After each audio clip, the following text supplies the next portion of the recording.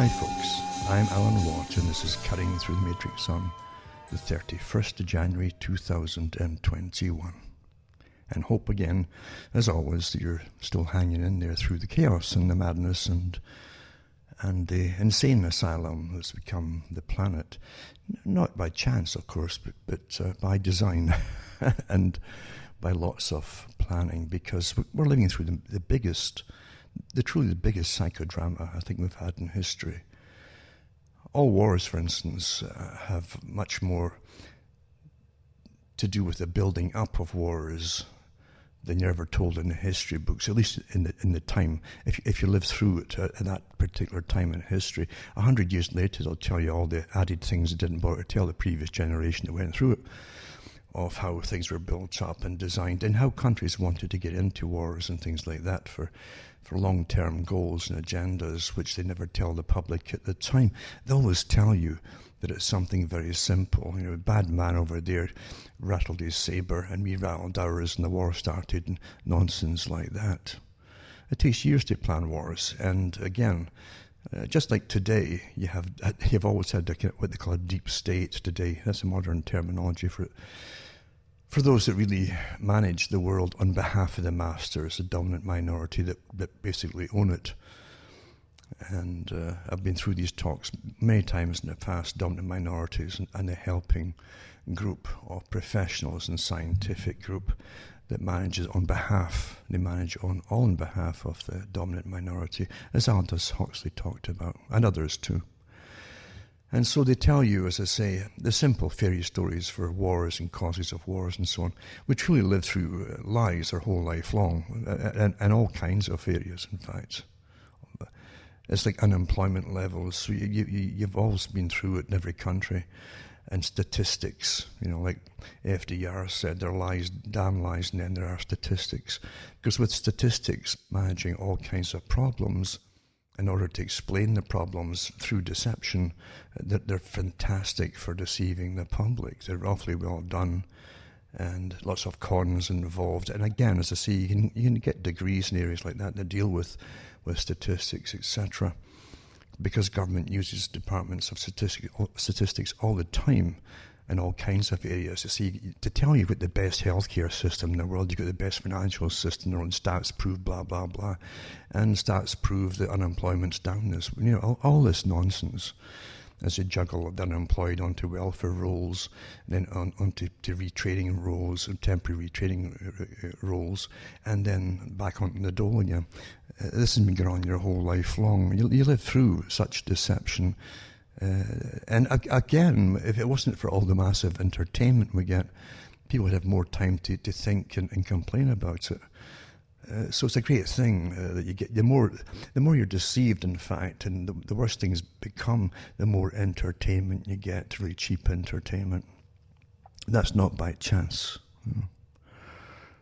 Especially when you see that the billions of dollars the governments have used our tax money to support mainstream media that used to be called newspapers at one time.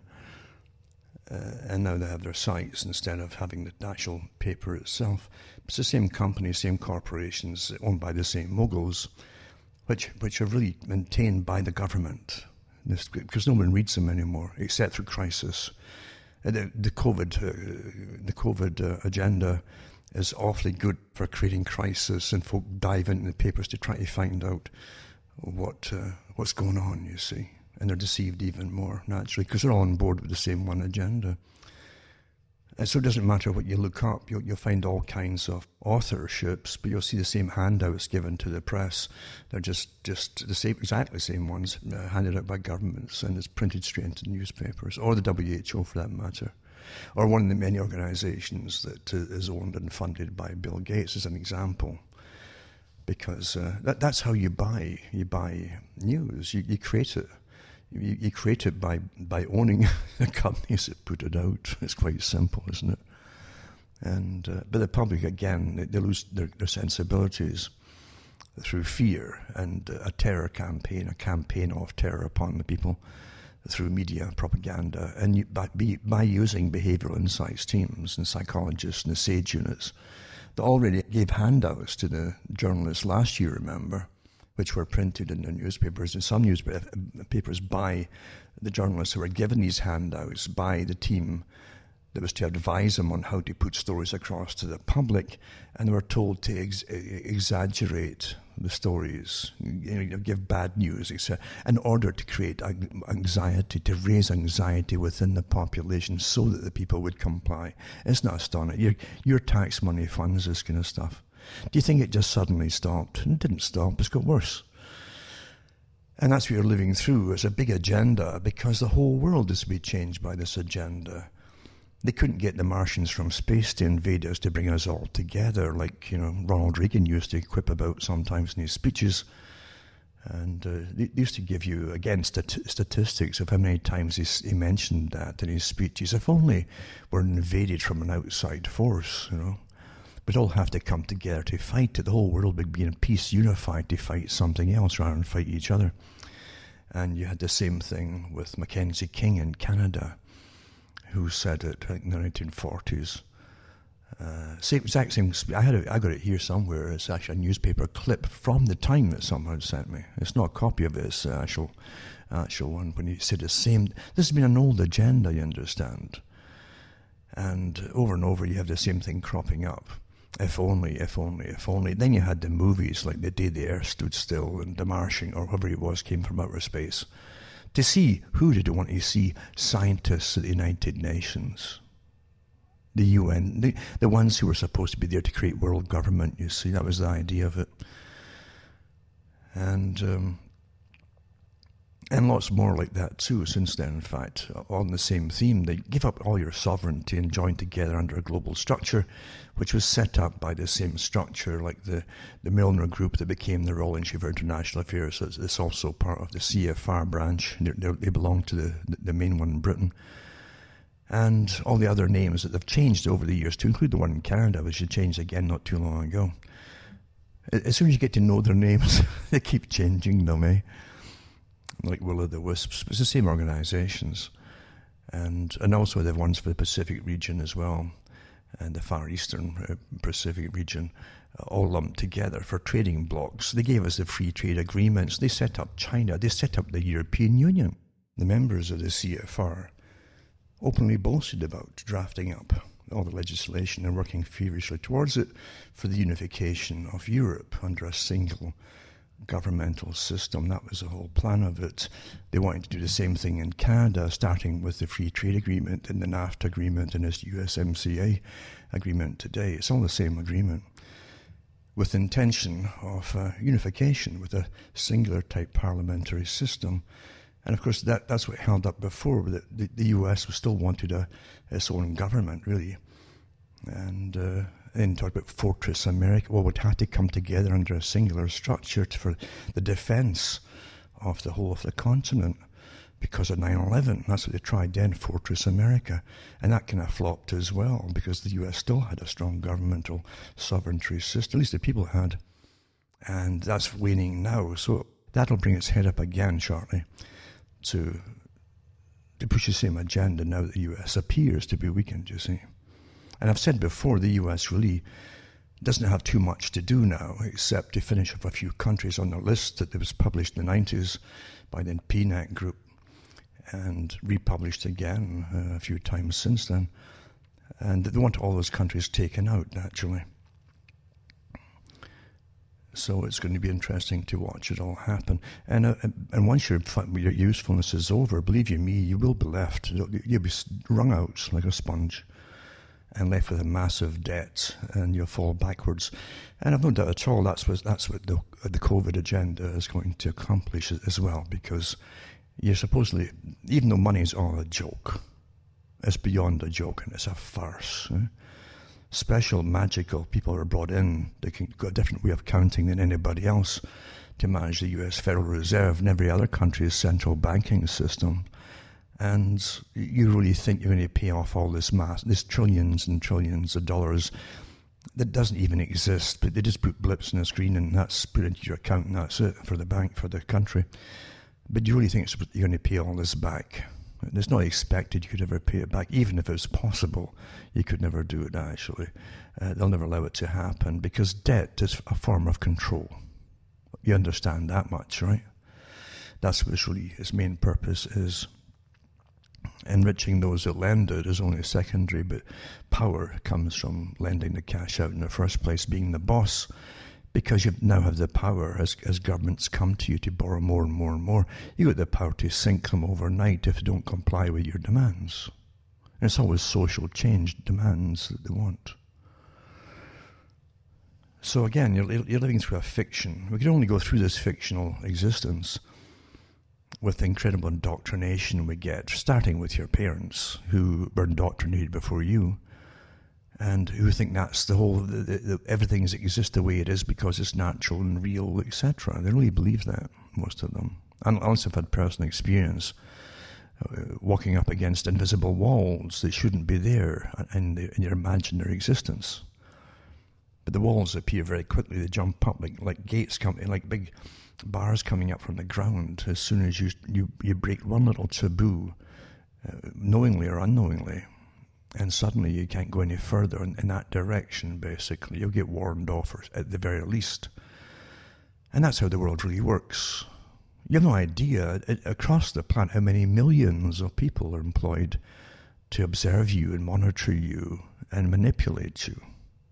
Every country's got banks and banks and banks of these behavioral insights teams, characters with their behavioral degrees and sociology and psychology, and all for social change, you see, manipulated change, desirable change, always they'll always put it under the guise of for the public good, right? But you still vote, and you think it's just incredible how well it works, you know. Really, isn't it? The people keep voting and voting and voting for the same system that obviously has leaders that don't run for election. The leaders decide who's going to get in. And they just swap them around every so often. We'll give you these guys this time and these guys the next time, and so on and so on. But the same main agendas continue. And right now, of course, you see with Biden getting back in and at least being the puppet for a while before Kamala takes over, because that's the whole point of bringing him in. She could never have gone in her own anyway. Neither could he, actually. But it doesn't matter. It really doesn't matter who they put in front of you.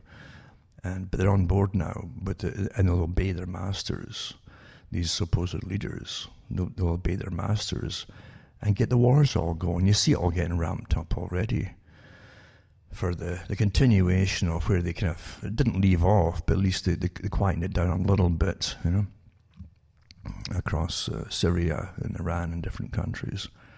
But they're right on track again. They're bang on target as we continue the same agenda.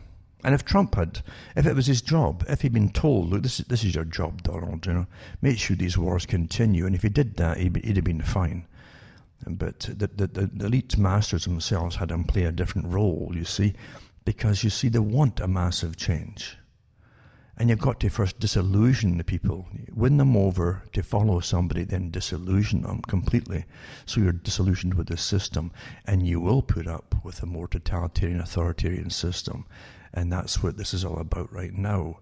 You can't have COVID coming out, as I said last year, into this year. You can't have it coming out with really massive exaggerated death counts and so on, when everybody's been lumped in with it across the planet. And so many top scientists and medical professionals and all coming out, giving completely contrary facts of what's observed in hospitals by themselves and in laboratories, etc. You can't have that all happening and being totally ignored with, and the complete destruction of everyone's economy. That's the big one, right? Which is a wartime scenario. You destroy the economy of your enemy and you flatten them and you've got them on their knees. Huh? And then you rebuild again. They call it rebuilding back better. This is the whole agenda for the 21st century. The whole century getting rammed through quickly. Not just 2015 part and 2030 part and so on, 2045 part. This is much, much more getting rammed through quickly under a wartime scenario, using COVID as the front. And so they're not going to let go and back off because of it. They're not going to do it. I said that last year. But you can't have all that happening at the same time as you were having Black Lives Matter and Antifa going through the US cities with their leaders, well-trained leaders, burning places down and looting and all that. You can't have that all happening in the same year. Huh? Doesn't happen like that. It really doesn't. Huh? And nothing is allowed to happen without the master's consent at the top. In fact, even by their order, in fact. Doesn't happen otherwise. Believe you me, you're not living in a system that the sporadic things just happen by them. It doesn't happen. It doesn't happen. The top intelligence leaders, you call them leaders, they're almost like CEOs of companies, really, and that's essentially what they are. And the US and Britain and other countries all came out, and Israel too, all came out at 9/11, and they said it's impossible to pull off what happened on 9/11 without leaving an incredible electronic trail through chat and all the rest of it, all the techniques are used. And everything is monitored, has been monitored completely, even before they signed the deal in 1995 to monitor the Americas. Everybody in the Americas is completely monitored by backdoors into their phones. That meant even landline phones and everything else. And fax machines and photocopy, everything was equipped with backdoors into them, etc. But they all said, all these leaders said, they couldn't have planned all this, chatted amongst themselves and got away without every intelligence agency at the top really knowing all about it. It cannot be done. It isn't just the chat that they get. There's indications of movements of certain things. By movements, if even 5 people come together from another country and then they start training to be pilots in your country, and then those same pilots end up taking off the same day. That stuff's all monitored. You wouldn't believe how incredibly well monitored we all are. So, as I say, that's what happened then. It was the same thing with COVID and everything else. Everything is so incredibly, it's even better monitored now, which is part of the whole idea. They couldn't bring the whole 100% surveillance on society, even with the Patriot Act, etc., that gave the permission of all agencies to spy upon patriotic Americans. I guess what they call it, Patriot Act, right? But now here's the second half of it, as I've said so many times before. This is the full way now. So now it's not just terrorism. It's you could be a potential spreader. So therefore, you be classed as a terrorist. You might spread something as they inject people with an experimental. It's not really a vaccine. It's definitely a biochemical agent, basically, designed to alter the people who get it, at least their genetic makeup in certain areas and so on. So yeah, you believe me, you can't make history. This is not the 19th or the 18th century, where you could mount an attack on, say, a country with a few ships, sail into a harbour and blow up a whole bunch of the enemy's ships resting at the harbour, and get away with it. Do it in the middle of the night. Today, everything is so surveilled, everything, and the equipment is fantastic. Not just the satellites too. The rays of fail-safe systems to monitor if something sneaks through, another system grabs it. So it's pretty well perfect.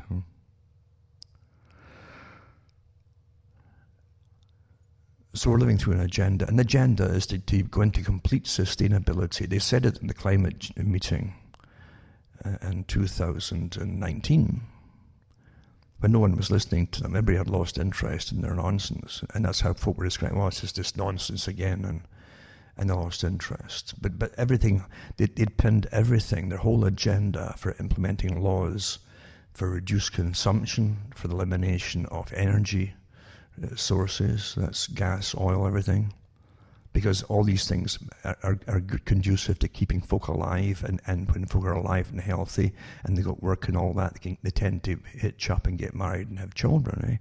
You can't have that. That's the enemy, you see, is this breeding idea. You see, all you folk breeding willy-nilly, they say.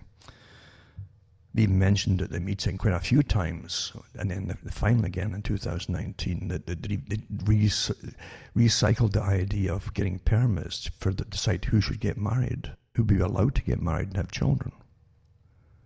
You better take these things seriously, and you didn't, you see. So they said we'd have to do something more drastic because people weren't listening. So bingo, COVID comes out before the end of that year. Yeah. Coincidence again. You don't get these coincidences. You really don't. It probably took, I would say, quite a few years to plan, absolutely, definitely plan, and not just practice the tabletop exercises, starting with 2010, the Rockefeller Foundation and the Johns Hopkins, all the way up to CladX and Event 201 and so on. It took years to plan it, but years also to find out how to get the structure ready for it, all the structure to manage it. That means also batteries of professionals every country. And I'm talking about professional psychologists and behaviorists, manipulators of the people's minds, who also generally work with psych units for military, Department of Defense. They do use run the colour revolutions. They put out the false information that gets everybody fighting with everybody else and spying on each other in different countries in colour revolutions. You've watched it happen here recently. But also it's the same units that deal with making up all the propaganda to do with COVID and how it terrified the public. Terror is what they do. And that's what most of these units are for creating terror in other nations. They're getting used. These professionals are getting used to create terror within your country. You're paying for all. And you still will go and vote, and you'll still say you're free. It's just amazing. It really is amazing that folk can't catch on to this and get fed up with it at the very least. And keep going on, and they'll keep voting again, you know. They really will. You can't help most people, because their indoctrination has been so perfect, really. And there is such a thing as perfect indoctrination. And it does work with most people. I remember years ago reading about weaponry. And it was all military documentation, but it was to do with weaponry of all kinds. And biowarfare too was mentioned in it. But weaponry is designed generally to take out the most people in one fell swoop. I always say foul. I think foul is a good way of expressing it, but they say foul because it is foul, isn't it? And it's underhanded, and it's generally surprise type, stealth type strike, especially the quiet weapons, or silent weapons for quiet wars. Because then the perpetrators who's ever released a bioweapon, as an example, and knowingly that it won't kill everybody. Generally, there's nothing really that put out this so far that we know of that can kill everybody. There's always people with different genetic makeups that'll somehow be able, or different gene types, or pairs of particular genes occasionally that make them resistant to something naturally. But as long as they get the majority of the people crippled, disabled, or dead, they're quite happy with it. That's what actually pretty well, that sums up what they say in their manuals. That's what they're designed to do. And that's what the military is for. There's many ways to cripple people or kill them or maim them. So you've got to really go into it and understand what's going on. So bioweaponry is a big part of their arsenal, has been for a long time. And we knew there was something happening maybe 10, 15 years ago. We knew when they closed down certain old established bioweapon testing facility bases with their labs and so on, such as Plum Island off New York. And they sold it off, apparently, the whole island. I don't know what happened. It was auctioned off, but they moved. They mentioned the fact they were building all these level 3, bio-level 3 and 4 labs across the states, inside the states proper instead. And everybody kind of thought, what on earth would you do that for? Because the whole idea, if you get a release, an accidental release, then you would keep it as far away from the mainland as possible. But no, they wanted to have them on the mainland. This is just amazing stuff that was going on back. Everybody forgets so quickly. it's almost like preparation for what was to come, because when you look again at 9/11, and I've read the articles that came out of the meetings and hearings after 9/11, and the talks by Rumsfeld and Cheney and all the rest of them that were involved in so-called running the country at the time, where they actually said that everything was on the table to go after enemies, including the use of bioweapons. That was an acceptable part of the arsenal. They would be on the table to be used if necessary. Well, don't you think for a second that other nations that you set your sights on aren't doing exactly the same kind of scenarios, and they don't have all their bioweapons facilities? Of course they do, you know. And so when it came to China, I mean, China, in their own writings, and speeches by some of their own generals have said the same thing, that they would use bioweaponry on the U.S. if need be. One of the generals actually said, you know, again, the article was released quite recently, but he said he was giving a speech in front of the troops or to the troops, and he said that would probably have to be used if your enemy is tactically superior because they're more advanced and more copious equipment. And therefore it's a cheaper way to go for a country that doesn't have the same ability to attack, you know, for amount of aircraft or whatever it happens to be at the time, or missiles, you name it. They would definitely use bioweaponry. And we know again that every country's been involved in what they call race-specific bioweapons that are meant to target genetic types through racial differences or racial genotypes. So that, yeah, every country out there has been big in that level too. So you have no idea. Again, as most folk know, they can tell you all about who's sleeping with who in Hollywood, you know, and who was in this movie and this TV drama. But this is your life. You understand that you're supposed to know about things that are really happening that matter. But most folk haven't got a clue. They're going through their lives like children. And that's exactly what they said in their writings in their 40s and 50s. We'll create people who are perpetual children. And you have them today. It's not their fault. They didn't know. They're being trained and indoctrinated like this. Because, again, they trust their governments, these wonderful systems. Now, I don't care what kind of government you would have. Not that you could change it, because you do have a dominant minority. But supposing just wishful thinking here that you could change it, really. Like the anarchists think they can just change something by blowing things up and destroying. And one, as I mentioned before, it's in a book now, of a woman in our country who was raised as an anarchist, really, and she came to the same conclusion. She became very unpopular amongst her own group because she mentioned all we are taught to do and all we think of is blowing things up and destroying. We never give a thought about rebuilding anything. And that's the truth of it. And personally, I think it wouldn't matter, as humans are humans. Whoever takes over and rebuilds it and gives you I don't care how well-intentioned they are and honest they are at the start. And no time at all, before a generation is out, they're corrupt again. They're getting their own children into positions of power and good-paying jobs for life over the public. And the next generation, their noses are up in the air and they're ordering you around instead of just serving you. That's human nature. It's rather sad, you know, rather sad. But the folk never catch on to. They always think, let's keep voting these. Why would you vote in lying psychopaths time and time again? Who again are just actors. They're just actors, folks. They are. They can't run anything to save themselves. The bureaucrats, the lifelong bureaucrats, their whole life is in employment in certain branches of government and civil service. They know what their departments do.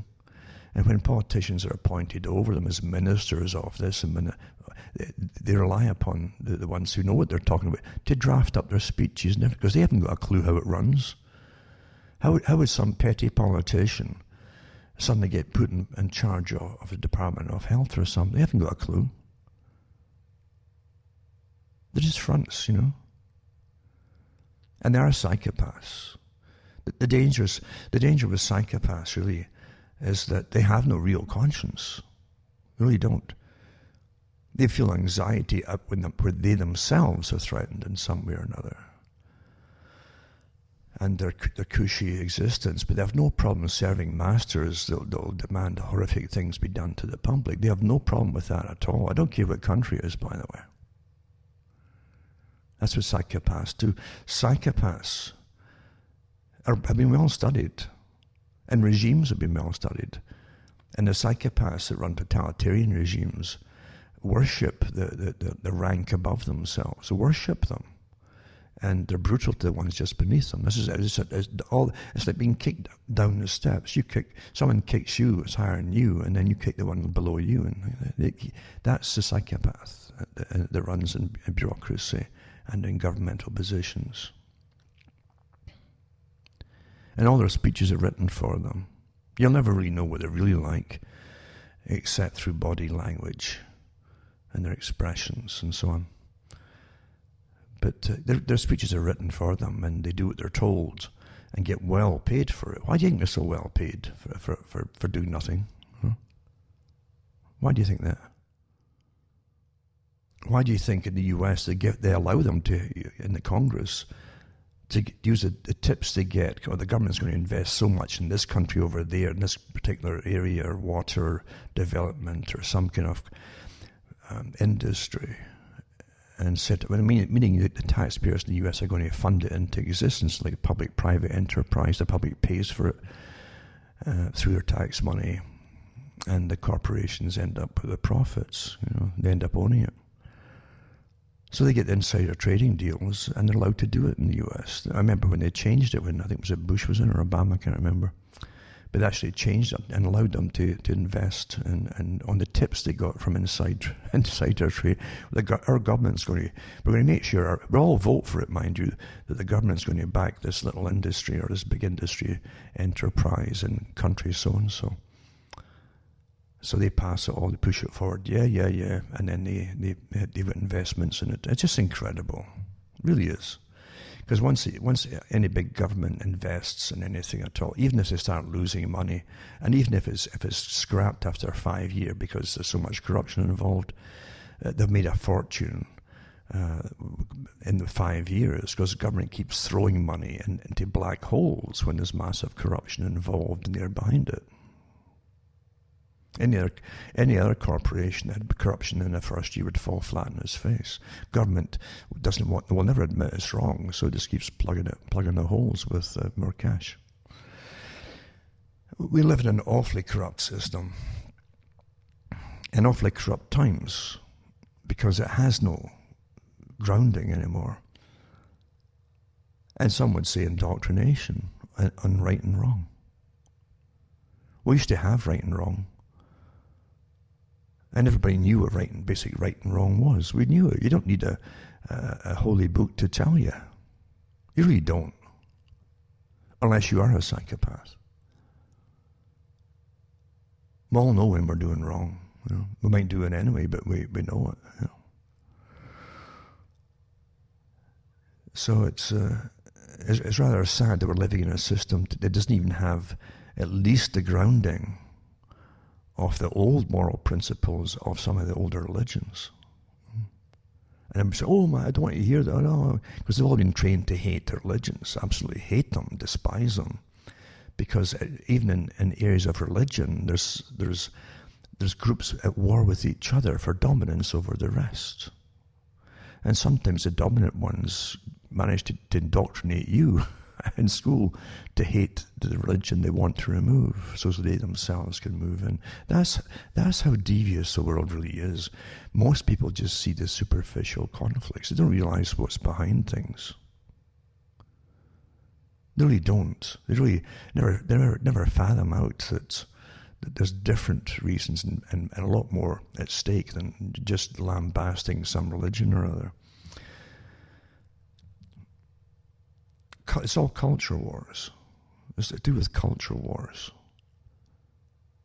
And if you've got a dominant culture in the public, never mind the dominant minority, but dominant culture, and you want to supplant and take it over and dominate it, you've got to destroy it. It's getting like back to colour revolutions. You get all these same techniques used by your Department of Defences in other countries across the world. Destroy the culture is very important. And most of the Western wars upon the West have been internal and cultural wars. The folk hadn't a clue. They were taught it was progress. Any enemy can teach you what progress is because they're awfully good with words, you know. There's departments. It's boring, really, but to me it is anyway because I've read it so often and I've talked about it so often too. But you have whole departments that screwed. They're just like the ones in the movie industry where they go over a script. And when they get a set in a room or something like that, all set up, there's nothing that isn't debated that you're going to see in that room. From a book on top of a piano and the title of the book to what they're wearing and what, everything has to be exactly right for the psychological impact that stays with you and makes an impression on you. So everything is closely debated and discussed with teams. And they've got to have continuity of the script. You can't have the person, or a few of them, in a room, right? And someone shoves somebody and a vase gets knocked over and smashes. And the next scene, as they're all kind of making up and shaking hands, the vase is intact again. You know, you can't have that. So you've got continuity. It must blend in with what you saw before. This is how it's all done in the movie industry and television. But that's how it's supposed to be done in real life too, you see. They try to make sure that things flow. And when they don't flow properly, you get people asking questions. Oh, wait a minute, I thought you said so. And that's what you've got all over the map right now on this massive exercise of COVID. Where you've even had the main perpetrators, I call it perpetrators, the wizards, the COVID wizards, who said themselves, oh, America shouldn't really worry about it last, a year ago. And these are the heads now, and don't wear masks, they told you. And then they says, oh, wear a mask. Then they mandate you must wear a mask, and you understand? And you must lock down and lose all your jobs forever. From the same mouths. What kind of science is this when the facts change like so fluidly? Yeah? It's not science. Of course it isn't. And that's what you happen. They don't have continuity of script, you see. Now they're trying to get them on board with the same stories across the planet. They're pretty well verbatim from one country to the next. The examples are given you, probably made up, but it makes no difference as long as you'll get the same script. Because most folk don't know they're reading script, managed script. And every time you've got death rates really immediately following vaccinations. Immediately in the newspapers, they'll get handouts, and these characters are quite happy to print the handouts from the WHO or the CDC, but they don't believe it's anything to do with the vaccination. I've got a few video links I'll put up. Remember, go into cuttingthroughthematrix.com for the video links, and punch them up, because you'll see there's one was from a nurse, a registered nursing assistant, I think it was, in the States, who's come out and at the risk of losing his job, and he said he probably will do, but he said he can't stay silent anymore because in this nursing facility where he works for elderly, these aren't senile people, by the way. He said that too. He says they're ambulant and they're talking and so on, and he says, and after vaccination, he says they're getting sick and dying. And he can't keep quiet anymore. And he said, and what did the authorities tell them to, Oh, so a super spreader must have come through. He says, what super spreader? But he says, right up until they get the vaccination, they're fine, and they're walking around and talking, and some of them are joking, and and down they go, and they're dying. But that's the handouts they give to the newspapers. This is, some super spreader must have gone through there, and absolutely. And it probably has nothing to do with the vaccinations. That's happening across the world right now. And it can only get worse. Because it's written in stone that everyone's supposed to get this jab here. This is sustainability in action, isn't it? Isn't it really?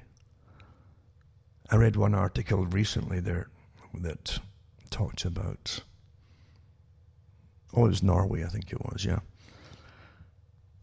about the deaths in the Norwegian, the Norwegian homes. I don't know how many homes got the vaccinations, but the number went from the 20s to 33, the magic number 33. And then the person who's in charge of their health, for Norway, says, well, I don't think it's got anything to do. And she says, or he says, we know that they were dying anyway. These people are dying anyway. No, that's, just think back, folks. Even now, the whole idea for total lockdown and the destruction of your economies, again, from the behaviour insights teams and the behaviourists and so on, right? The SAGE units in Britain. Oh, are you don't want to help the old people, so you're encouraging old folk just to die by spreading the virus. Remember that? Well, this is the excuse they're using, right, for the folk dying after the jab. They're from the same authorities. Oh, they're dying anyway. They're dying. They can say, oh, they're dying anyway. Why would you be giving vaccinations to folk who are dying when they don't have any excess things on top of whatever's caused them to die before you give them the jab? Why would you be closing down economies? Gone forever, folks, for most folk, is gone. This is the big agenda here for sustainability. Down to austerity, post-consumerist society, post-individualistic society. So you won't be allowed to make any decisions for yourself, you see, eventually. So you've closed it all down because folk were dying anyway, you said? And so when they get your jab and they die, well, they were dying anyway. Well, why would you close down the entire, when that was the excuse to save them in the first place, to close our economies down? It doesn't jive. Bad script. Yeah. Bad script here. No continuity of script. And it'll increase, as I say. And they've even talked about how some folk could get turned into breeders after the vaccination, like fast breeder reactor type things. So what facts are we talking about? They keep talking about science. What scientific facts are we talking about here? Vernon Coleman and others have mentioned the same thing. Science and facts. What facts? What science? Science has to be congruent, and it has to be provable and repeatable by experimentation. You can't just swap back and forth depending on which way the wind blows that day on the same topic. So it's a big agenda, and that's what we live through. Most folk will believe it no matter what happens. Even if horrible things happen. I mean, really, if it really speeds up, folk are dropping after getting experimental vaccines. Never mind the long-term effects for those who survive the short term.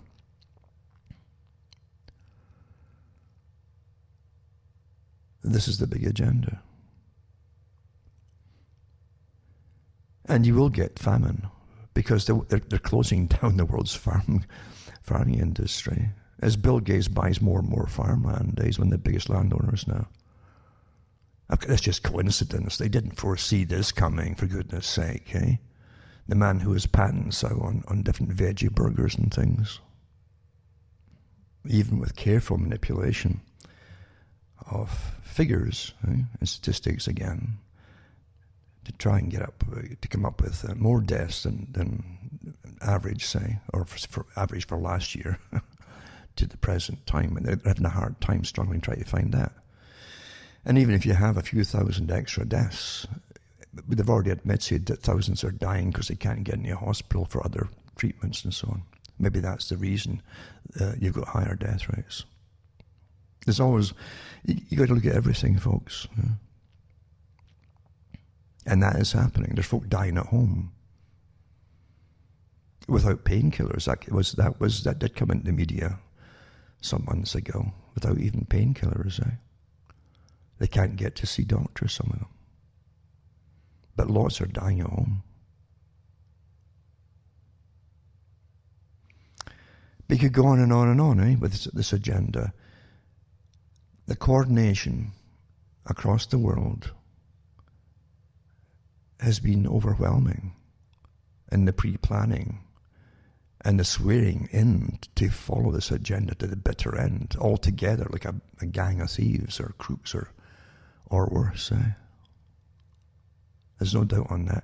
And as it gets worse, knowing what's going to happen, they'll make it happen worse. They'll force it faster and faster.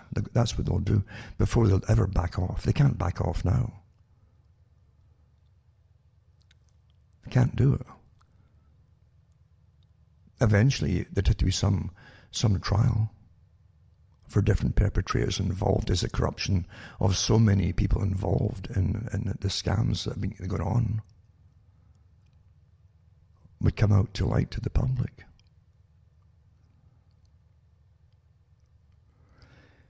What we're seeing, and this is like how genocides happen too, is that the worse it gets, the more they club together, the crooks club together. They've got to club together. And they would, if it came to it, they would, if there's so much to expose about what's been happening, who's been behind so many parts of it. They would rather annihilate you, all of you, than ever admit it. And do the right thing. And stop before they go too far. And they will give orders to the military to move in. They will give the orders. Well, you already see the police in some countries going way overboard and acting the very way that we used to. See, this is the whole thing with the Cold War being over. Under the Cold War, and even before the Cold War, countries used to always point at some other countries as their enemy, whether it was a Cold War or not. And say, those people, they wouldn't believe how they treat their people, And they got police states, and the police are brutal, and they swagger around and beat the people up and torture them. When that's gone, you see, you forget very quickly, isn't it? See, you think they waited this long before they hit you with COVID, and then gave the police authority to see them swaggering around and attacking people protesting. This depends who you are protesting, doesn't it? That happened in Toronto recently too. And you literally see a swarm of cops diving on one person. A swarm of them. What happened to law and order? What happened to the rules here? And what happens when some folk can protest and other folks can't, depending on a few other things, of course. But it's rather obvious, isn't it? And the cops, unfortunately, are too keen to get beating somebody up because they can't beat other groups up. So they beat this group up in Toronto recently, who are protesting against the lockdowns, right? Which is their right, supposedly. But you see these cops literally like a swarm. This is the sort of stuff you used to see in Latin American dictatorships. Exactly the same. Not like, but exactly like that. You see? Exactly like that. And it's going to get worse. If you think it's bad now, wait till this year's out. Because you're going to start, they're already talking about scarcities of different things coming. It's designed to go this way. How do you, I used to give talks, and what do you think they mean when they say you're going to bring you into austerity? What do you think austerity means? Oh, that'll never happen. Really? Well, welcome to austerity, folks. I think it was GM mentioned recently too that they're not going to produce any more gasoline vehicles. Maybe even before 2035, but 2035 there will be no gasoline vehicles, it said. So it's some higher authority, again, this deep state which has crossed the planet, folks. This big cabal runs the world, has decided that, you won't be, again, agenda for the 21st century says that. There'll be eventually no private vehicles allowed. They'll give you electric cars as an interim before that falls apart too because of the cost and so on. The intention is to get you from traveling and to limit travel. All totalitarian regimes do that. And that's also part of the reason for the so-called COVID passports and so on. It's really ways of getting you ready to stay in your communitarian area. I gave these talks 20 years ago. Because the WHO talked about these things, if pandemics broke out, and for future safety of the world, they should have communities, and communitarian, they said, communities. You're part of your community, and you get a communitarian spirit. And you'd have public transportation, maybe. Canada's already put a stack of cash in. They've been talking about for years on public transport to rural areas. Well, they haven't done anything till now. All the big grants are there. They're expanding the railroad system too, mainly for freight too. Because all the big tractor trailers eventually, they want off the roads. And you won't have to deliver to rural areas because there won't be any eventually. No non-essential personnel living in the countryside. You'll have your big new Dutches for the elite civil servant class, just like they had in the old Soviet Union. That'll be it. And they'll go there for their holidays and for rest and relaxation. Yep. It's all been planned out long ago. And you're living through an agenda. I always tell people, don't be misled by whatever name they give to an agenda. When it walks like a duck, quacks like a duck, it's generally a duck. Yeah? And that's how you go by reality, not by the simple technique of giving you fake names and different names. We're not communists, we're communitarian.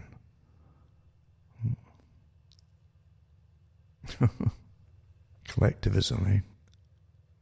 And people really do expect to be told by the authorities everything. Like Brzezinski said, surely the public will be unable to reason for themselves. They'll expect the media, because they've been trained to think it's authoritative, you see, not private business. They'll expect the media to do their reasoning for them, not just their thinking, but their reasoning for them. And that's happened very effectively. Like they said with the group at Oxford initially, and Neil Ferguson in England, the guy who runs the world by computer models and things, all imaginary stuff, science fiction really. But he says, we're just amazed. He said, we didn't think we could use the same China system of authoritarian rule on the public of the West and in Britain. And we're pleasantly surprised at how fast the people just buckled under and obeyed them. Wow, there you go. And they celebrated that fact, these folk here. So that's your reality. Your reality is given to you, and it has been all your whole life long. And folk will fight you, and I make my own decisions for myself. I decide, and I humour them. Okay. It's like that old joke about the guy from US goes over to Tibet, because he is a wise man over there, a real top guru. And he goes over there and he meets the old man in the mountain, And the old man's sitting there with a beard down to his knees, just staring out there. And he says, Master, I've come all this way to study under you. And I throw myself on my hands and feet and my face in front of you. If you'll just take me on as a student and so on. And the old guy contemplates him and he says, it won't be easy, son. You have to deprive yourself of so much that a young man desires.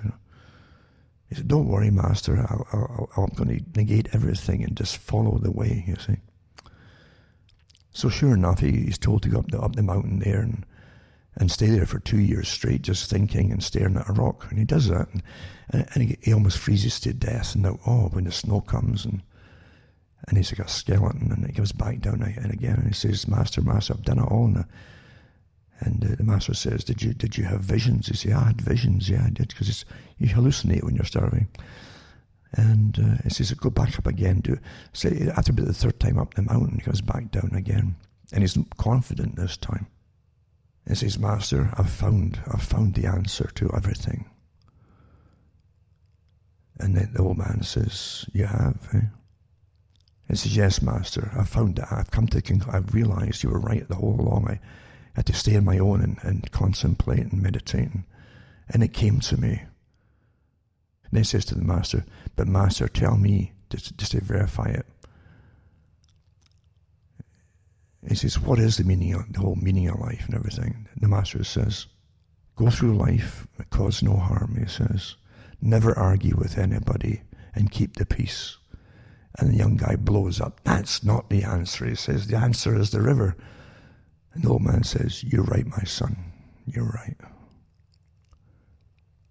And that's how it really is, isn't it? For most people. When you think you've got the answer on something, no matter how you've been led to it, and you won't even realize most of the time you're being led to you'll be definitely led to your conclusions by the media and by everything you watch on television. Everything on television. Even your culture and what you dressed like as a growing up as a teenager and so on. The dances you danced, the songs you sang, thinking they were yours and they weren't. All laid out for you, run by people way above politicians. Batteries of them. Planning, implementing the future, watching it, doing studies to see how well it was working, how to tweak it, make it work even better with the next generation and so on. Do you think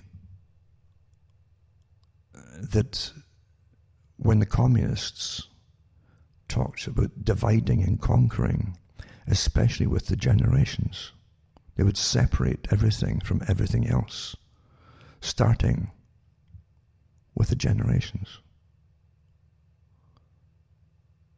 They just happened themselves, that youth suddenly became rebellious. Do you think that just happened just coincidentally? Remember, cuttingthroughthematrix.com. Go into the website, make a note of all the other sites I have. These are my official sites. And you'll find out how to donate to me. And you can buy books and discs if you want. You can donate, they're definitely welcome. Because the books and the discs are going to be a little while yet because of this lockdown here at the moment. But they'll get out eventually, one way or another. So cuttingthroughthematrix.com, and remember you can use PayPal or you can send cash even, MoneyGram, and a personal check. It's fine too. Some people just send cash. And that'll help me just keep ticking along as we go through the biggest change your life is ever going to experience. This is it. This is the big one. This is your true world war. I hope you understand. It's a war on the world. So send a few bucks my way because it's very important. And it's a battle. It's a battle as I watch all these, a myriad of bloggers just come out of nowhere with all the cash behind them and big money and so on. And I pretty well know where they come from, but there's no point talking about it. No point, really. And they'll use your talks and they'll use your material, and they must do that, and then they'll spin it off, which is counterintelligence. That's how counterintelligence works, folks. Very effective. Your governments are employing thousands of people because they've done this across the world in colour revolutions. They put bloggers out, thousands of them, in nations, finance them. They appear to be like the people, saying the right things, they get a pulse on what's popular topics. They repeat it, then they lead it, because if the whole team's behind one person, you know. So they become popular very quickly, then they spin it off. Counterintelligence. And that counters the folk who stuck to the original facts and stories. They're washed away with the saboteurs, you might call it. This isn't. I'm not supposing this, by the way. This is fact. Yeah. Now back to culture again. I like to look at old movies, because you can see how it was implemented, the cultural changes, before they actually happened in society. You see them trying to push things. And as I say, the generations were to be separated. The communists were saying, don't trust anybody over 30. That was a mantra, you know. But they'd already created subgroups within society. Now, a subgroup has to do certain things. The first thing is you must create these subcultures, you might call it, from the main group, the dominant group, in order to separate them from the generations before them. Because the last thing you want is for young folk following the previous generations and chatting to them and finding out the histories from them. People who live through the history are more important than any book.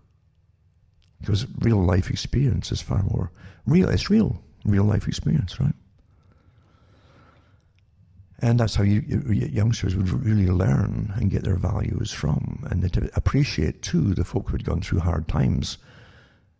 And again, even still, if they were parents, they would have more respect for their parents too, for going through the hard times and keeping going, so that they might come along and live, you know. The last thing you want is peace in the family. The family unit, remember, is a strong institution, had to be destroyed. Karl Marx.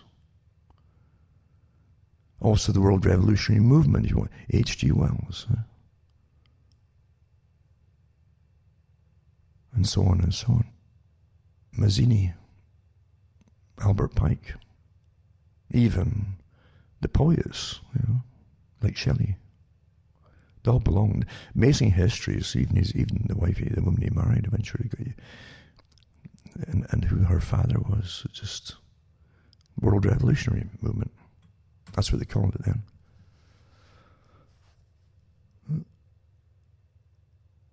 So you got to separate the generation. And what you do, what's a culture? Culture has generally a common, even in a class system, a common costumery.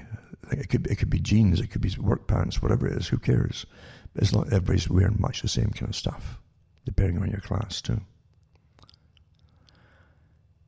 You live in a nation, you have a language which everybody would share.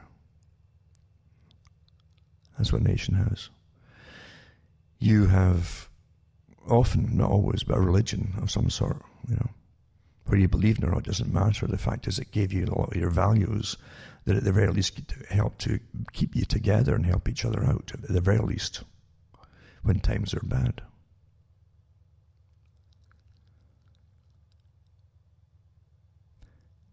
And you also have people who cooperate. Young to the old to the young, and so on. You couldn't go through life fighting. But suddenly, around the late 50s, out comes Hollywood with all these rebel-type movies. Young rebels, you see. Just for Marxism, you see. And what do they have? Well, They've got different costume, jeans and all that. Although they had turned-up bottoms on the pants at the time for even jeans, and winkle picker shoes, the pointed shoes, the teddy boy haircut, or you could choose from that to the other druggies, you see, which were the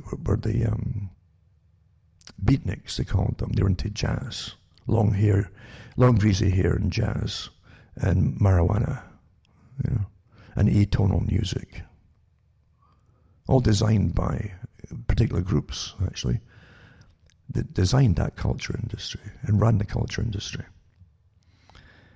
And even with, so all groups, again, they used different terminology. Anybody older than themselves is called daddy-o, you see, very groovy and all that. And square, you were square, if you were natural. Natural being wild, you see, the Rolling Stone, round. You have to be kind of round to roll, eh? So you had square, etc. All this terminology to start insulting other generations, you see. And to separate your own generation, because you'd have the in lingo, the in language for your group. It didn't come out of nowhere. Most of it was put across to the youngsters through movies.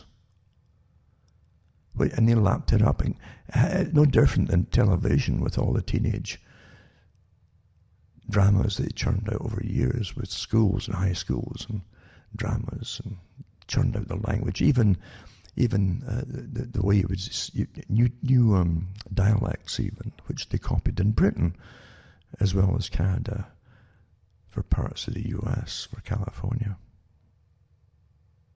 Works very well. And then you give them a music which they think is theirs.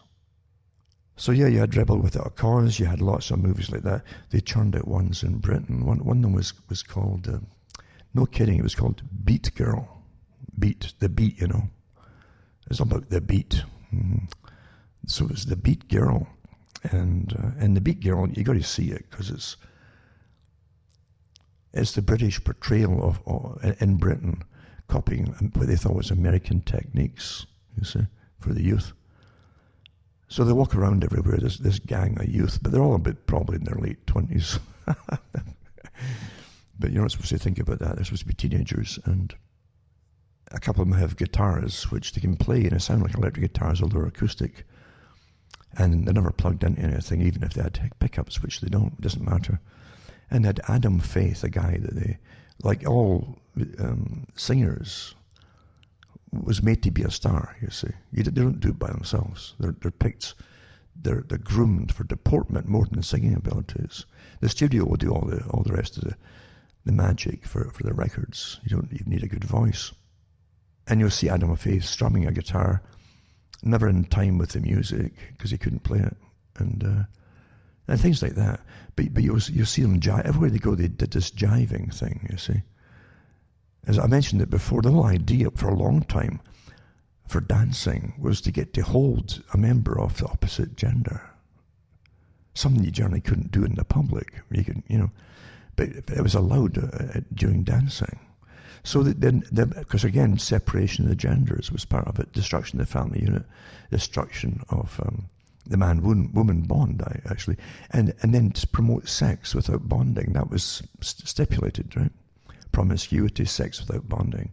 And once they did that growing up, it was pretty well certain they'd never bond permanently with anybody after that. That's where we are today. And so the Beat Girl, you see, is young and spoiled and always angry, you see, against her daddy. And she shows it in different ways, you see. And she's always pouting, but always angry, never happy, but angry. Because that was the same thing like Rebel Without a Cause, always this angry young guy and it's an angry young female. And she'll do her own thing regardless of how bad it is or how negative it's going to affect her, even dangerous to her. She's going to do her own thing with the group she was hanging about with, you see. But it's amazing to see them try to copy what was put out there for American culture and try to copy it into the British culture by the dress style, the terminology, it just sounds so stupid coming from their mouths, actually. But she was. And nowhere in the movie about these youngsters who always had places to go as a gang so they could dance. And again, getting back to the point about the fact you couldn't hold the partner anymore, you see. You had to sort of shuffle about on the floor, staring at each other's knees. And it was like COVID time, 6 feet apart.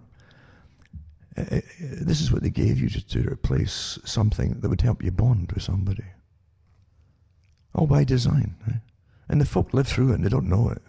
They don't know why it's happening. They just think it's our generation. Right? Every generation believes this is their generation. Every one of them. They think they're making the music. No, they're not. And whoever is put in front of you that makes the music, it's just that there's much actors as anything else in the studio. They're put together to be stars. They're bought and owned and paid for and owned by the folk that make them stars. All that stuff about, they just played in their own garage till they became famous. Really? If you played any electrical gear in your own garage, you'd have the cops there arresting you for disturbing the peace at no time at all, believe you me. But that's the kind of myth they gave you all. But at the same time, most of these movies give you a feeling of desolation. That's what you're left feeling, is desolate, because they were purposeless. The people involved couldn't see they didn't even talk about future. They lived for the meaningless moment of shuffling around to the next dance place or whatever and either drinking or smoking dope. This is in the 50s and 60s, early 60s. But never talking about a future. No plans, no talking about they'd hope to get out at work at so-and-so. No, that's never mentioned. Some of them even their theme was similar. All of them were similar. All these movies were churned out then.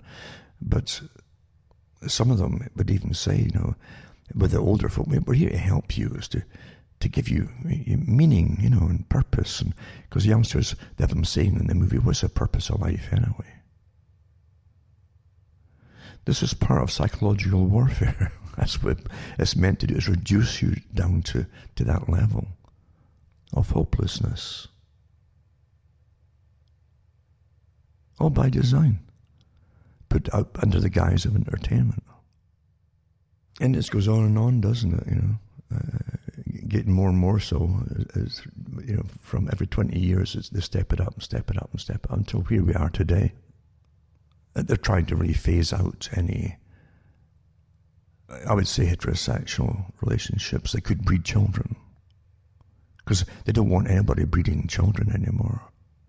Unless you're awfully rich and wealthy, You'd even use artificial insemination then, or genetic manipulation from sperm and ovum.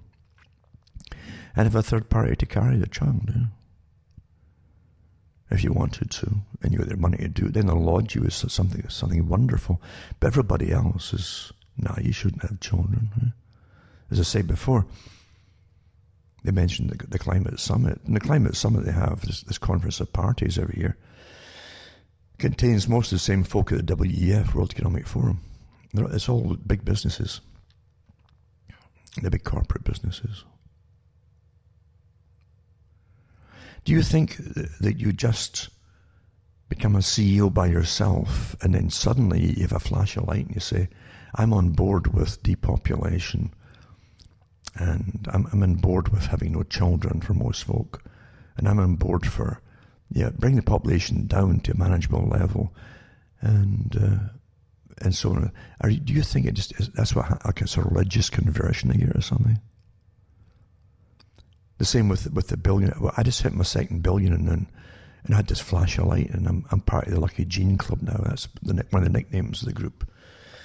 Nick Gates and a few other important people. We're not important. We're not even essential anymore, But the important people belong to, Yeah. The ones who decide our fate. Well, they're still not the bosses, mind you. The bosses are never shown to the public. That way they can live quite happily and quietly. Anyone who shows their faces could be in danger, you see. There were other good groups in the 60s and 70s and 80s. But the ones I would say in the 60s and 70s, most of them looked rather silly, you know. Even when they mimed on stage. They had this ultra serious look, and they would just shuffle around with their instruments and not even plugged into anything. And just looked silly. The overdone coolness was just too cool, you see, until it was rather silly. But you still had some decent musicians and singers that went up through the clubs. And that's where they really served their apprenticeships, you see. They weren't in it for the big cash. They weren't getting picked up, at least not initially, at least by those who would take them over and manage them and promote them. And often ruin them. But you had people who literally went through the clubs, and if you got through the club scene, you know how to please a crowd. You know how to sense a crowd anywhere you go. And if you didn't know how to sense them, you were done for. It was like a death. Because a lot of these clubs in Britain were workmen's clubs. A lot of them were and big clubs, mind you. And if they were on a Friday night and you were part of the performers or one of the performers, you had better be good, because these guys weren't in there just to listen to poetry, you know. And you didn't, once you had drinking them too, it could terrify folk. I've seen people broken, absolutely broken, because they've been trained by, you know, managers or teachers, I would say, for certain types of music that would be fine in an opera house, but not some of these clubs. And I've literally seen people cry and run off stage, just devastated. You know, probably never go back again, but that's what you sense if you're going up through the clubs. Other places, there could be a different mood. That same club might have a different mood the next time or during the week or something. And that's how you learn. You see, these are professionals, and lots of the individual singers as well were singing happy-go-lucky songs. You know, it was boy-girl stuff, and it was all quite decent. That's what young folk will want to hear about. At least it was then, eh? Then come the 70s, they started to alter, because on command, not by. You understand? You would have a whole bunch of really different kinds of music. If it was natural. You wouldn't have, suddenly this is popular and that's all you're going to hear, unless it's directed and managed, which it is, of course. So out comes the new costumery, you see, and then the long hair came in, and it got so absurd with the long hair until the ones that were promoting to be stars probably spent more on getting their hair permed than most women did. And I really mean that. You would see it all. Then the really tight pants, it was like painted on pants, for goodness sake. Until you had to say, what are these characters? You start to wonder, you see. All by design. And everywhere you looked, that's all they would promote at one point. In a real system, you'd have all kinds of music. Not what they say, this is what's popular, this is what we'll push. No, what's popular is what they make to be popular. Everything else is excluded on purpose. That's the culture. That's what the culture industry does. And its agenda is far bigger than have you smile or cry at music. People don't realize that in the later Marxism, they came out of a group from Germany. They talked quite openly about the complete destruction of the Western culture being necessary. Complete.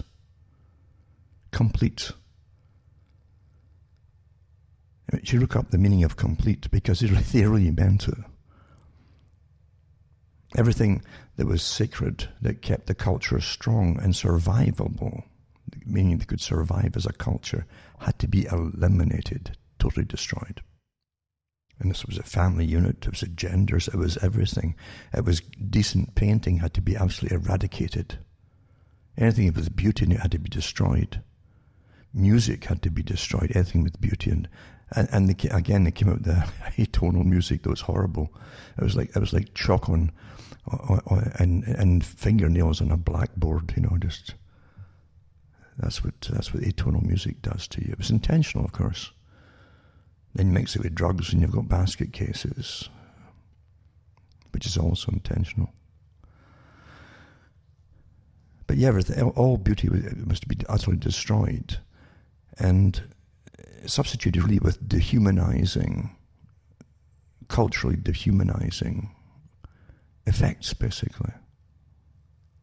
And it's been awfully, awfully successful again. That's why Bob Dylan, who was first put out there to preach revolution, is under folk music. And he was trained to do it, by the way, because even the Department of Culture for America, the guy who was in charge of it way back in the, even from FDR's day onwards, and then eventually the way into Dylan's day, he actually coached Dylan and picked him up, coached him, and sent him off with certain avant-garde protesters in the industry to learn their techniques and their styles and emulate them, which he did. And so they preached that for a while, you know. The times are changing, you know, revolution, revolution, revolution. Old folk don't stand in the doorways, don't stand in the hall, you know, parents and so on. Don't get out the way, it's telling you. Times are changing. Communism is what it was. And when it didn't really work, eventually they gave up on that part of it. They changed his sex. So instantly he's into electric music and he's singing, he's telling the lady lay across my big brass bed with drugs, though, all the colours you have in your mind, you know. So you got LSD along with it and so on. Right? That was a change of tactic, which was across the board too, not just him. Because there's definitely central commands in the culture industry, for those who don't know it.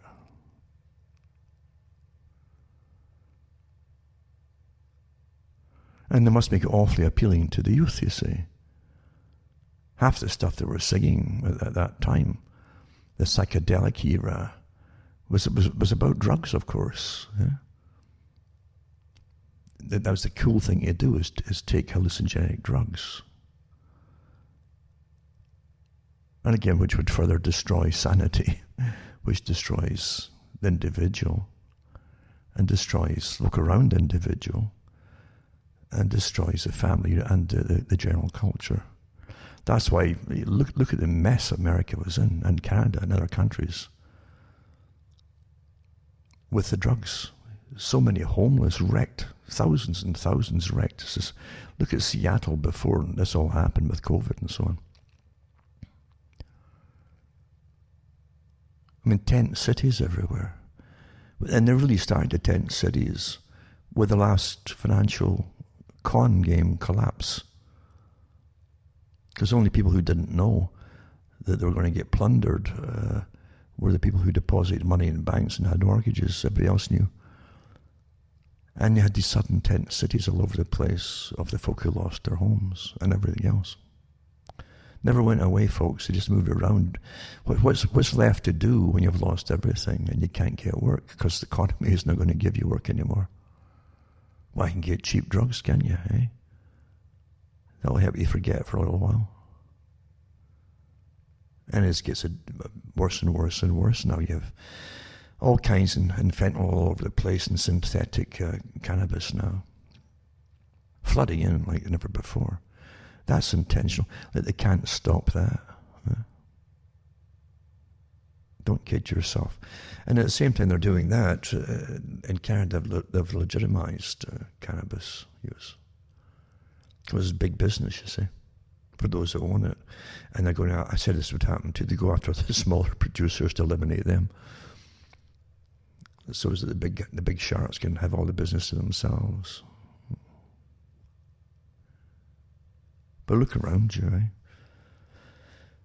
Yeah, you wrecked societies everywhere you go. The same thing happened in West Virginia.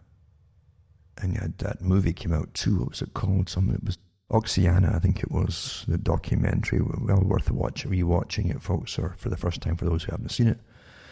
And how that whole state was flooded with OxyContin and all kinds of drugs. Whoever they went in for with any problem at all, they come out with OxyContin. Or again, deliberately prescribed by all. They brought lots of doctors in from other countries to make sure they would prescribe it, by the way, which they did. These things don't happen by themselves. And I remember when I gave a talk years ago on it, a few months later, after the whole state was wrecked, actually, the whole generation was wrecked. Most of the people, or a good lot of them, I should say. Then you had the admission by the FDA that they now realize that millions of these OxyContin pills and were going through that state per week. Oh, they just noticed. It's been happening for years. This is all by design. The takedown, Don't forget that drugs is part of the takedown system for warfare purposes. They used it against Russia by dragging them into Afghanistan. The US helped to instigate that whole scenario to get the US into Afghanistan. And then had the Taliban and the different groups that worked with them supply lots and lots and lots of drugs that then went back with the soldiers back to Russia. And they had an incredible drug problem there and a heroin problem and all the rest of it too. Not just, So this is all by design. And again, your own Western rulers, some of the politicians that existed there were part of the opium warlords that flooded China with opium bales till they gave in. You can actually find them. They're still very prominent today, the grandchildren and great-grandchildren of these particular people. So drugs has always been used as a weapon of war on societies. It's quite fascinating even to see all the professionals on board, the psychologists, again, behaviorists, and those who have an interest in changing cultures by manipulating the minds of the people. Much easier to do it in the youth, And they always have done it that way. Pick the youth, introduce certain things, study them intently to see the effects, etc. And when you see that the CIA was definitely involved with the promotion of drugs and discos, and how they even set up one of the major groups. Actually, they all knew each other in the same circle from university of the Unabomber.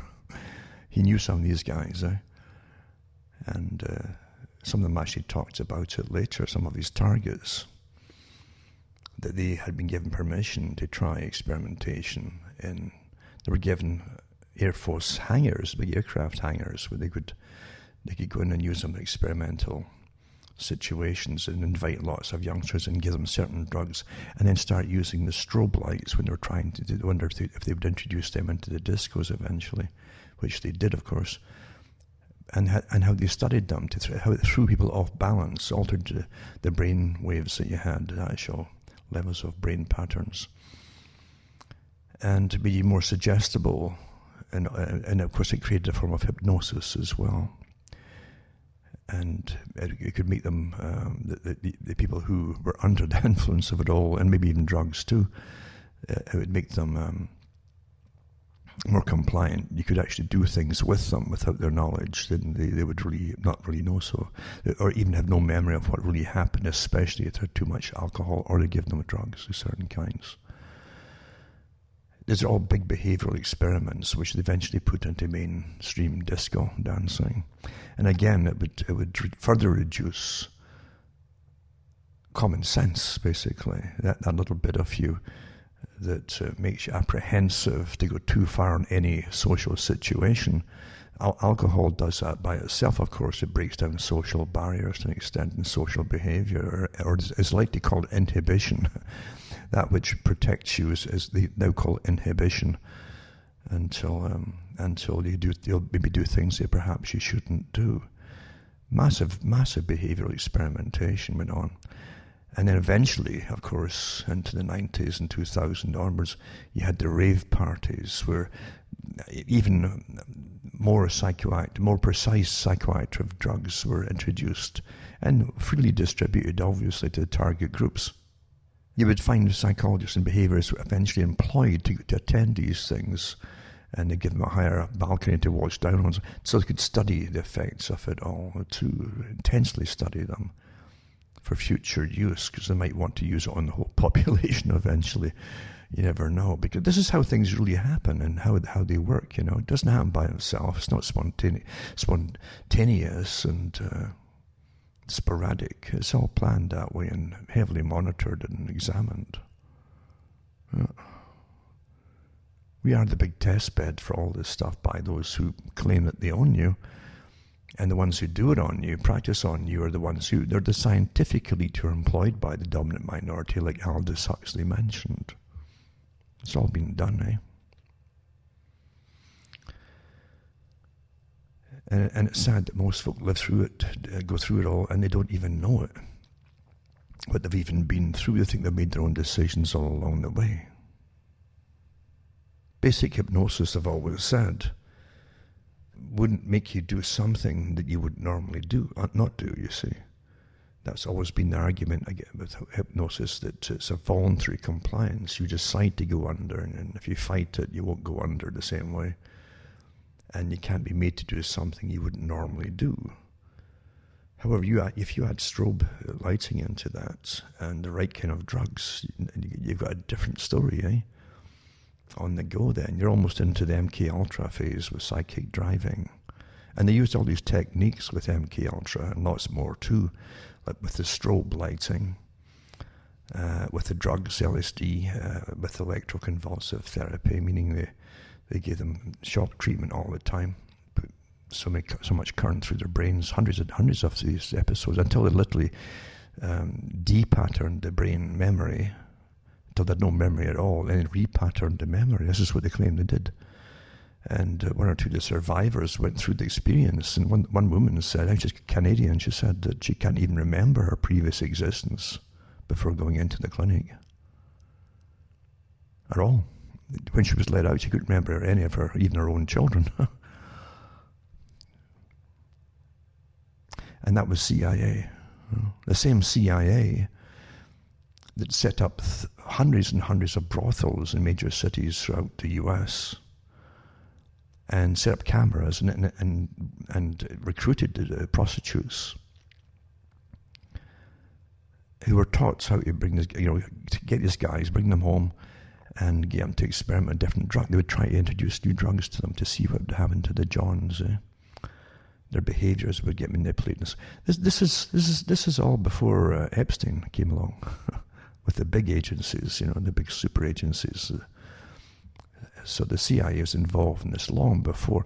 But yeah, introducing drugs into society. Of course, we know that the drugs for guns, con game with the Iran-Contra scandal, and Oliver North and all of that, and how they were dumping the drugs on American society to get the cash for weaponry and so on, for their other plans of overthrowing governments across the world.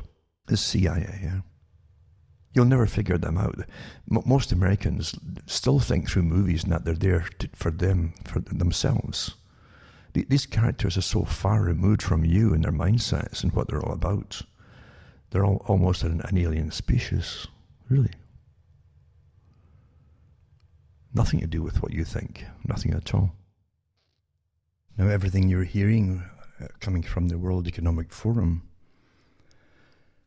with its planned agenda and its planned society, and they mean planned, by the way, in every possible aspect of it, right down to population sizes according to countries, even areas within countries, what they will allow, what they won't allow. That's what's to come down the pike.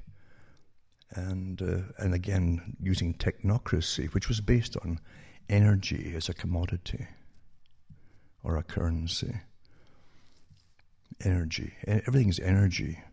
Food is an energy. Don't forget that too. Very, very important one. And everything you need to live, basically, for basic things like heat or cooling. Even the power that pumps water from the ground, things like that, everything's energy. And that's the new currency. And you're unfortunately using lots of energy. And remember, you're non-essential, most of you now. And you accept it as you wear your masks and so on. And lock yourselves in your homes. You get in a picture that everything that happens in your life is planned that way. And they know exactly how you're going to behave. As I say, the great reset of Mr. Schwab, or Slob, as I'd rather call them, because the man literally looks like something. If you put him and Bill Gates and Fauci in a panel, like a James Bond movie for Spectre, they'd fit right in there, you know. They'd fit right in there with a Dr. No or something like that on the panel. Because they all look like, to me, they all look like criminals. They really do. They've got that look. They're like brutes and so on, all working together and conspiring against society for their own ends. That's what it's like living through a James Bond movie with these characters. All very rich people. That's exactly how they were portrayed in the James Bond movies. It wasn't countries necessarily that were your enemy. It was these richest people forming clubs and had the power to direct nations' destinies and military might and everything else about them because they were so rich and powerful. We're pretty well there. But everything they're doing at the WEF has been micro-tested out before, at least beta-tested out in some form or another. Again, don't get hung up on names. They expect you to get hung up on names. As I say, it's like communism. If it doesn't call itself communism, you won't associate with communism.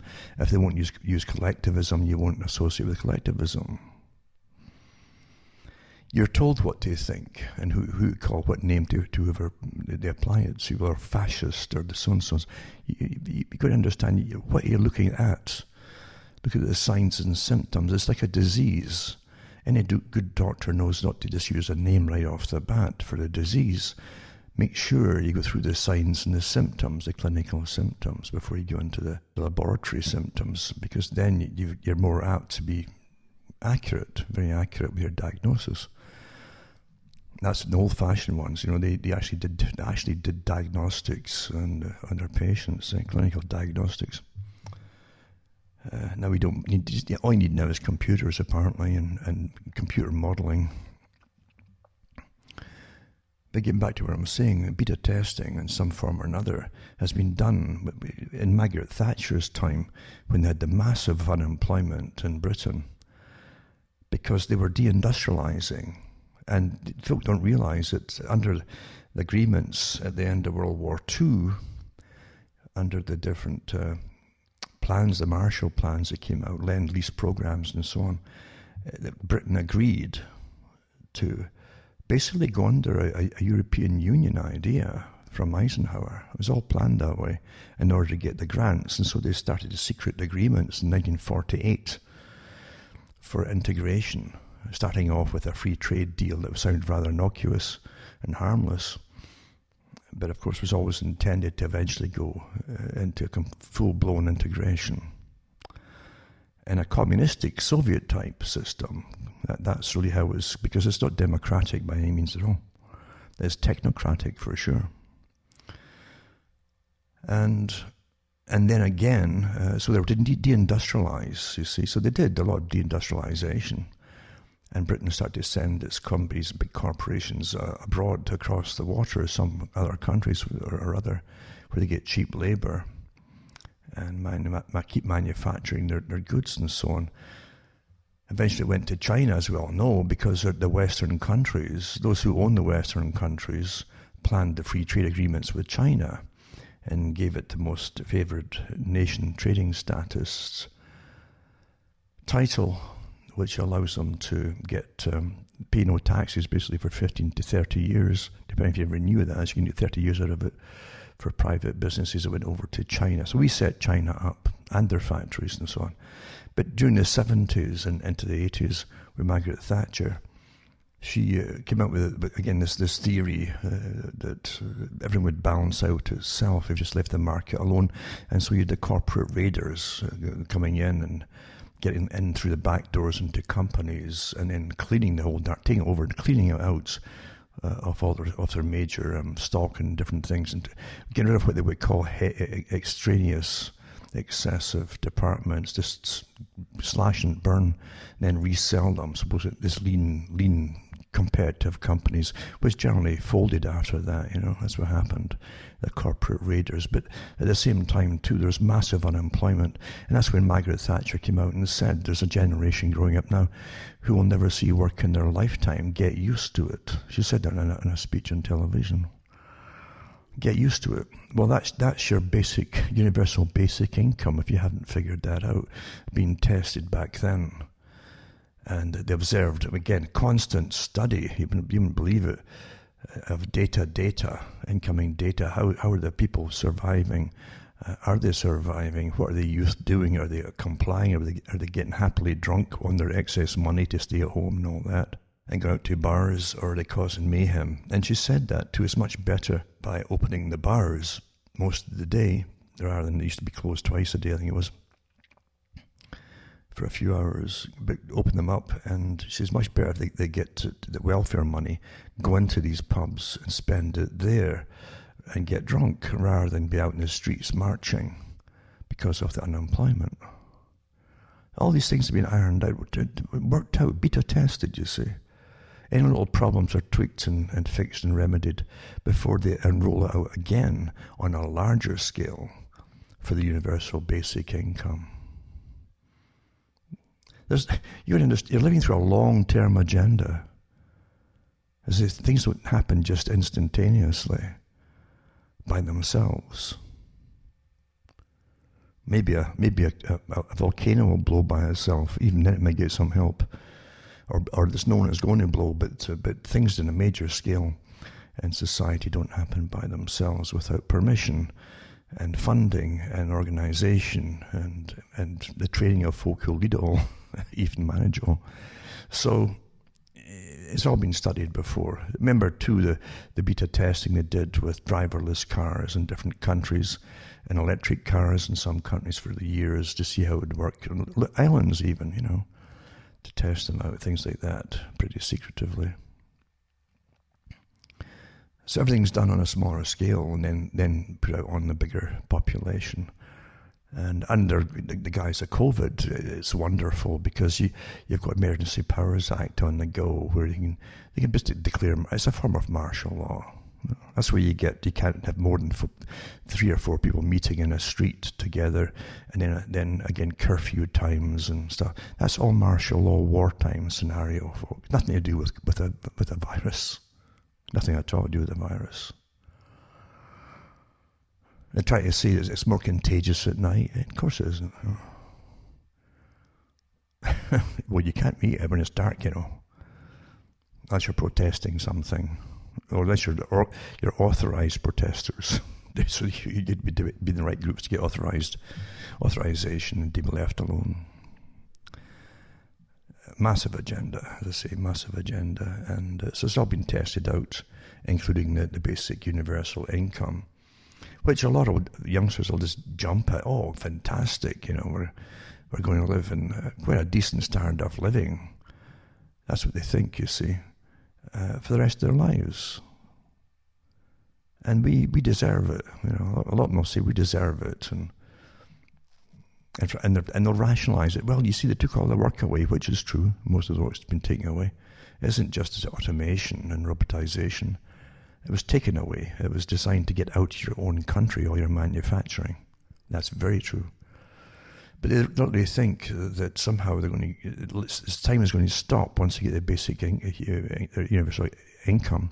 It'll just stop, and it's like freezing time, and it'll be like that forever. That's utopia again. They're always giving you utopias, but it won't be like that because the cash itself, the value is constantly dropping until you need more and more numbers of that cash to buy the same amount of goods and necessities all the time. You keep needing more and more of it.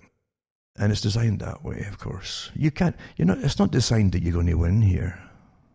This system is so corrupt and overly managed, and we're so incredibly surveilled and monitored that, you can't go on with it this way. It can't go on. It says it's a Tower of Babel. It's held together with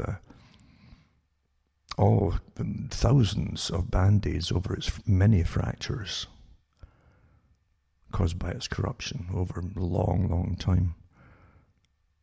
But then again, those who control it all say, well, we don't have to go on forever. We can eliminate most of the people given the right amount of time and causes to make it happen. See, you're the problem, according to them. You've always been the problem. In old days, the more of you that they had, the more they could tax the cash off you and use you for wars and things. They don't need you all so much nowadays. They really don't. They don't need you for industry. They've given it all away to other countries. They don't need you so much for all the wars. We've got a few to fight for the US mainly. And then that'll be wrung out completely. They're handed to tab, then they sink into oblivion and barbarism. That's all planned as well. They'll never, once the US has served its purpose, it will sink into barbarism, and it'll be guided that way because all the leaders of all the different factions, paid by the government, all these different provocateurs. They'll make sure, just like they did in Iraq and elsewhere, they'll create all these different sects or groups and subgroups and have them all fighting each other, and so they can't ever get together as a nation again, you see. That was what Kissinger said the plan was for those countries in the Middle East. Do the same thing in the US. Served its purpose. You won't even get a thank you. They'll blame you for something and hate you and teach everybody to hate you. You're managed by folk that really, really do hate you. That's a fact. They despise you. And it's very open from them too at times, just how much they do despise. Bill Clinton, remember articles in the paper when Clinton was in, and he was using mainly missiles at the time, cruise missiles, to attack different places in Iraq when Saddam Hussein was running it all there. But the articles in the paper said that Bill and Hillary had given many talks, and they gave little clips from talks they'd given where they despised the military. Is it the military or the people that comprise the military that they hate? I wonder. It's like Hollywood hates the countryside. Have you noticed that? All their horror movies is folk leaving the city for a weekend somewhere, and all these strange-looking hicks with buck teeth always appear, and they're monsters and nasty and awful and sadists and murderers. You noticed that? And again, this guy Kissinger, this strange character Kissinger, who said, openly, honestly, I'm sure he was very honest about it, he was saying that the military they're comprised of dumb, stupid animals who are used for foreign policy. These are his words. So they don't mind using those dumb, stupid animals for foreign policy. Then they're going to use them again in this coming wars until it's all finished. Then that's you're done for. And unfortunately, it's true, we keep breeding the next bunch of troops and saying goodbye to your children for folk who literally call them dumb, stupid animals. If you can't be annoyed by that, at least annoyed, or at least a little bit indignant about that, well, it's tough luck, I guess. Maybe everything that they say about you is true, What can you say? If you've lost indignation, what do you have left? Sad but true. Sad but true. They really despise the ordinary people, and especially the groups that they pull the military from. But they're so happy to use them all. It reminds me of Rome. See, ancient Rome did the same thing. Britain did it, of course, with this empire, and it would employ and create armies within countries that had conquered or occupied from the youth, and gave them smart uniforms in all the countries and discipline and scrub them clean until they looked, and give some self-respect, and suddenly they were all important. Then they would beat up their own people if need be, or turn on them if the paycheck was big enough, And they were given little medals and that. to make me feel better about it all. It's been done all over the planet, over and over and over. Ancient Rome did it, as I say. Greeks did it at one point too, though the Greeks really had a huge... I mean, Greece isn't just one big nation. It's got hundreds and hundreds and hundreds of islands as well. Some of them pretty big and big populations. So you're dealing with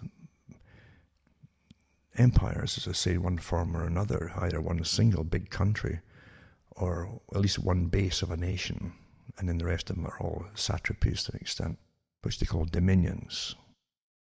And eventually all empires get drained because they feed off of the countries that they conquer.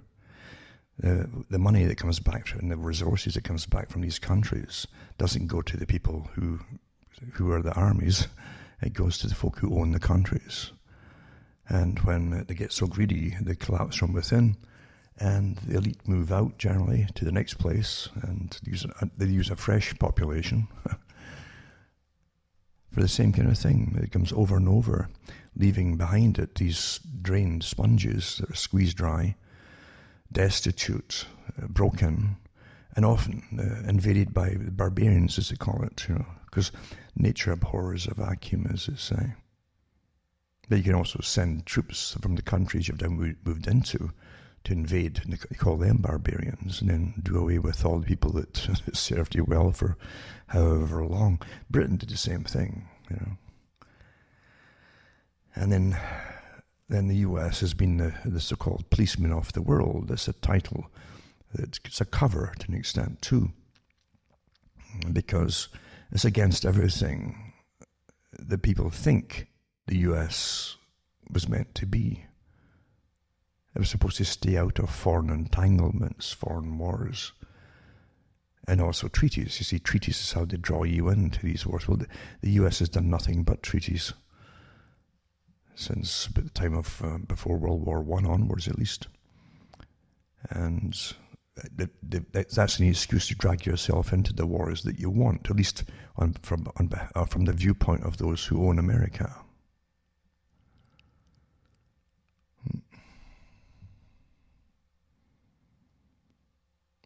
And they're about to do a whole bunch of other wars now to finish off their big famous list I've mentioned so many times that has to be completed. And whatever you think of Trump, if he's just another front man or whatever, makes no difference. The fact is, there was a respite almost for a while, not a complete breakaway from the usual wars, but it gave them time to regroup and formulate their plans to finish off these wars, which are all across, they're part, but they've got Syria to finish off. I'm surprised it's still able to function. They've had mercenary armies paid by the West to hammer them for years. And they want boots on the ground. That was a big thing that was demanded at one point. Boots on the ground to finish them off. And that's where they're going to go now. And Iran as well, As you well know, there are no threats. None of them are threats to the US. But it doesn't matter. And because they're going to phase out the petrochemical internal combustion engine, as they say, they won't really need all this foreign oil, will they? So it's for other reasons, as you know. And again, they need the dumb, stupid animals, that Kissinger talked about, to fill the uniforms and go off and finish all that off, you see. And then they can pull the rug out from the US and collapse it from within. All fits together as like chess pieces on the board. The only ones who can't see what's happening are the ones on the board, you see. The ones above it see what's going on, and it's step by step.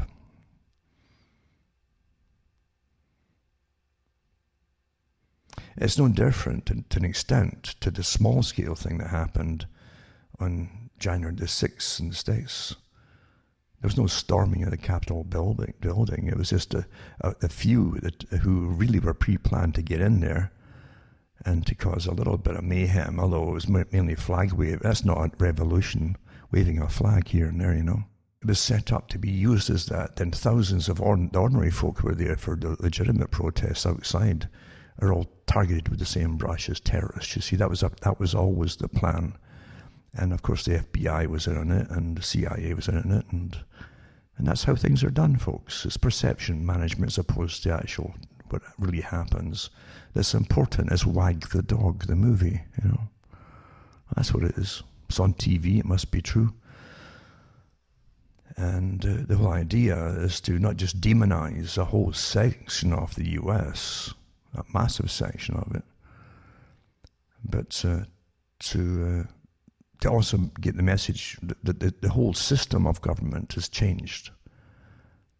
Even though it was never really real to the extent you thought it was, but the whole system now has changed. It's not there to really, it's authoritarian now, you see.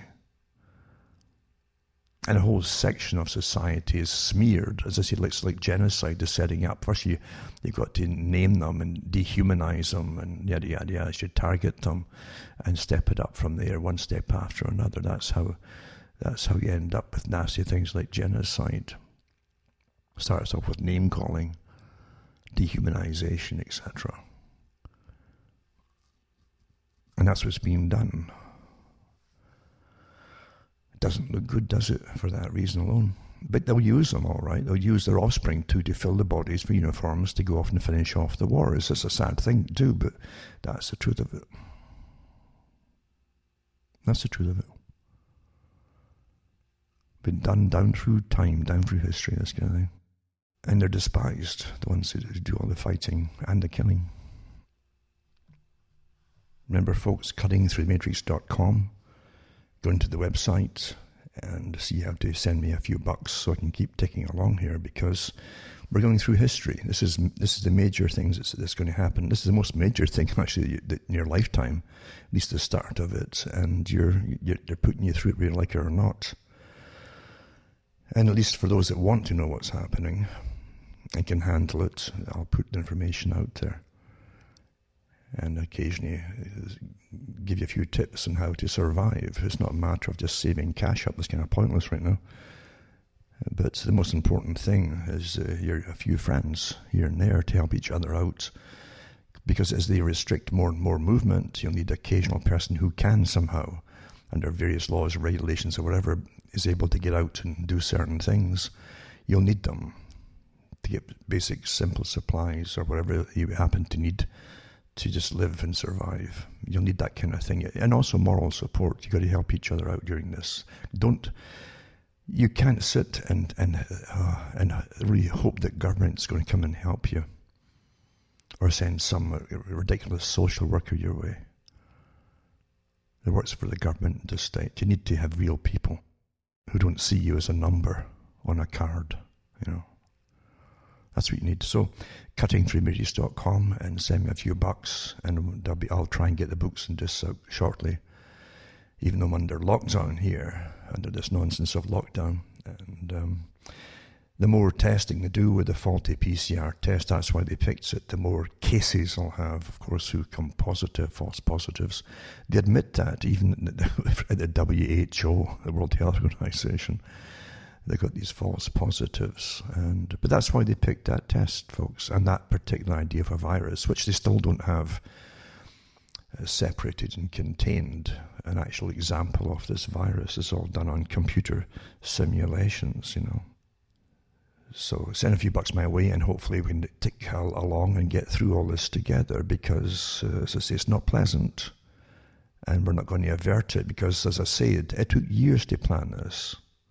What's happening now? Years and years to get everybody who's now in charge of anything in place for this time period. It's all sworn to work together in advance, obviously. And then they're in true lockstep with each other, just like the exercise lockstep, 2010. So, send a few bucks my way, and hopefully we'll keep going through it all. Now, the Great Reset, right? The elite had planned years ago to use climate change as the excuse, not flying saucers, nothing else would work. But weren't interested. We wouldn't believe in alien invasion, like I said, Ronald Reagan, the rest of them. And nothing else would work. So they hit on the idea of the climate. If we could convince the public the climate is really changing because they're causing it to change, because your habits, and there's too many of you, and you're warming the planet and all the rest of it, then they could start to enforce through agreements, again, through their agents and governments across the world. They could enforce laws in that would then force you to comply with the laws and stop breeding so profusely, even though you're hardly breeding at all in the West, at least the basic native populations.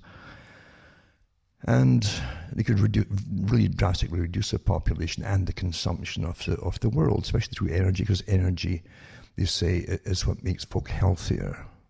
You understand that? Energy makes you healthier.